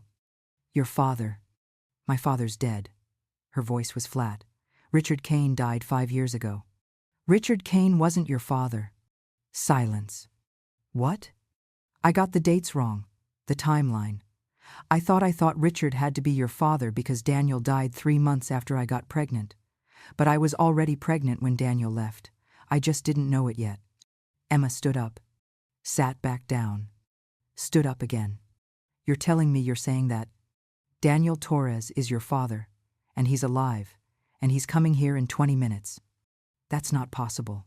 You said he died. You said you went to his funeral. He faked his death. To escape the Kanes. To stay alive." I moved toward her. "Emma, I know this is—" "Don't." She backed away. "Don't come near me right now." "Emma, my father's alive?" Her voice was shrill. "He's been alive this whole time and you didn't know? Or did you know? Did you lie about this too?" "I didn't know. I swear, I didn't know until 3 days ago when he posted your bail." "He posted my bail?" She looked like I'd slapped her. "A stranger posted my bail?" "He's not a stranger. He's your father. He's a man who abandoned me before I was born," she was shouting now. "He's a man who let me grow up thinking I had no father, that I was alone, that—" She stopped. "Did he even want to meet me? Or did you force him?" "He wants to meet you. He's wanted to meet you since he found out you existed."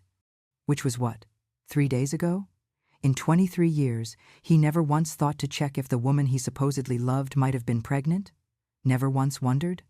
He thought I was married to Daniel, the original Daniel, I mean. He thought." I stopped. "This is complicated." "No, it's not." Emma's voice was ice. "It's simple. He left. He hid. He let me grow up without a father. And now he wants to waltz in and play dad because it's convenient." The knock on the door made us all jump. Emma looked at me. "Don't answer it." "Emma." I said, "Don't answer it. I don't want to meet him.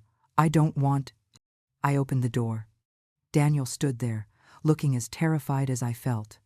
He dressed carefully button-down shirt, khakis, like he was going to a job interview instead of meeting his daughter for the first time.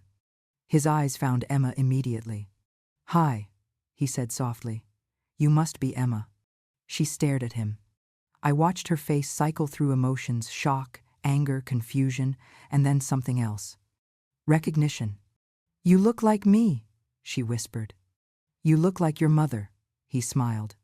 "But you have my stubborn chin and my terrible posture. Sorry about that." "Despite everything," Emma laughed. It was wet and broken, but it was a laugh. "This is insane," she said. "I know. You've been alive this whole time." "I know. You didn't know about me." "I didn't, but I wish I had." He took a tentative step inside. I wish I'd been there. For your first steps, your first words, your first everything. I missed everything, and I'm sorry. I'm so, so sorry. Emma looked at me, then at Marcus. Then, back at Daniel. I don't know what to say. You don't have to say anything. Daniel's voice was gentle. You don't owe me anything. I'm just grateful to finally meet you. Do you have other kids? She asked suddenly. A family somewhere? No. Just you. You're it. Wife? She died. Years ago. I'm sorry. Me too. They stood there, looking at each other. Two strangers connected by blood and 23 years of absence. Finally, Emma said, Do you want coffee? Mom makes terrible coffee, but it's all we have. I'd love some. She went to the kitchen. Daniel looked at me. Thank you, he mouthed. I nodded. Marcus stood up. I should probably… Stay, Emma called from the kitchen. Please, I need normal right now. So he stayed. And we sat in my tiny apartment, me, my daughter, her father, and her ex-fiancé, drinking terrible coffee and trying to figure out how to be a family. It was awkward. It was painful. It was imperfect. But it was real. And for the first time in 15 years, I felt like maybe I'd done something right. The trial took 8 months. I testified for 3 days straight. Told them everything. Every family, every crime, every cover-up. By the time I was done, 42 people had been indicted, including Victor Kane. The jury deliberated for 6 hours, found me guilty on 17 counts. The judge sentenced me to 12 years less than the plea deal, more than I'd hoped for. Miss Chen, the judge said, what you did was reprehensible. You enabled some of the worst crimes this city has seen. But your cooperation, your testimony, and your willingness to face consequences has been noted. 12 years. Eligible for parole in 8. Emma was in the courtroom. So was Daniel. So was Marcus. When they took me away in handcuffs, Emma didn't cry. She just stood up, looked me in the eye, and said, I'll be waiting, however long it takes. 6 years later. I got parole on my 6th year. Good behavior. Model prisoner. Helped other inmates get their GEDs. The warden told me I was one of the success stories. I didn't feel successful. I felt old and tired and scared. But when I walked out of that prison, they were all there. Emma, now 29, wearing a blazer and carrying a briefcase, looking like she ran the world. Daniel, 70 now, grayer but still standing straight. And Marcus holding Emma's hand, wearing a wedding ring. Surprise, Emma said, holding up her left hand. You missed the wedding, but you're here for everything else. I started crying. You got married? 2 years ago, small ceremony. We would have waited, but, she smiled. We didn't want to wait anymore. I'm so sorry I missed it. You're here now. She hugged me. That's what matters. We went to a diner. Sat in a booth, 4 of us crammed in, knees bumping, laughing about nothing. Emma told me about her job advocacy work, helping people navigate the justice system. Marcus told me about his nonprofit helping kids from low-income families get into college. Daniel told me about his book finally publishing the story he'd been sitting on for 23 years, the one that had almost gotten him killed. And I told them about prison, the women I'd met, the lives I'd touched, the small redemption I'd found in teaching others. So what now? Emma asked. What do you want to do? I looked at my daughter, at her father, at the family we'd built from wreckage. I want to help, I said. However I can. I want to spend whatever time I have left making up for the time I lost. Emma smiled. Then welcome to the family business, Mom. We could use someone who knows where all the bodies are buried. Despite everything, despite the years lost, the crimes committed, the lives ruined, I laughed. Because for the first time in my entire life, I wasn't hiding. I wasn't lying. I wasn't pretending to be someone I wasn't. I was just Linda Chen, ex-convict, former fixer, mother, and that was enough.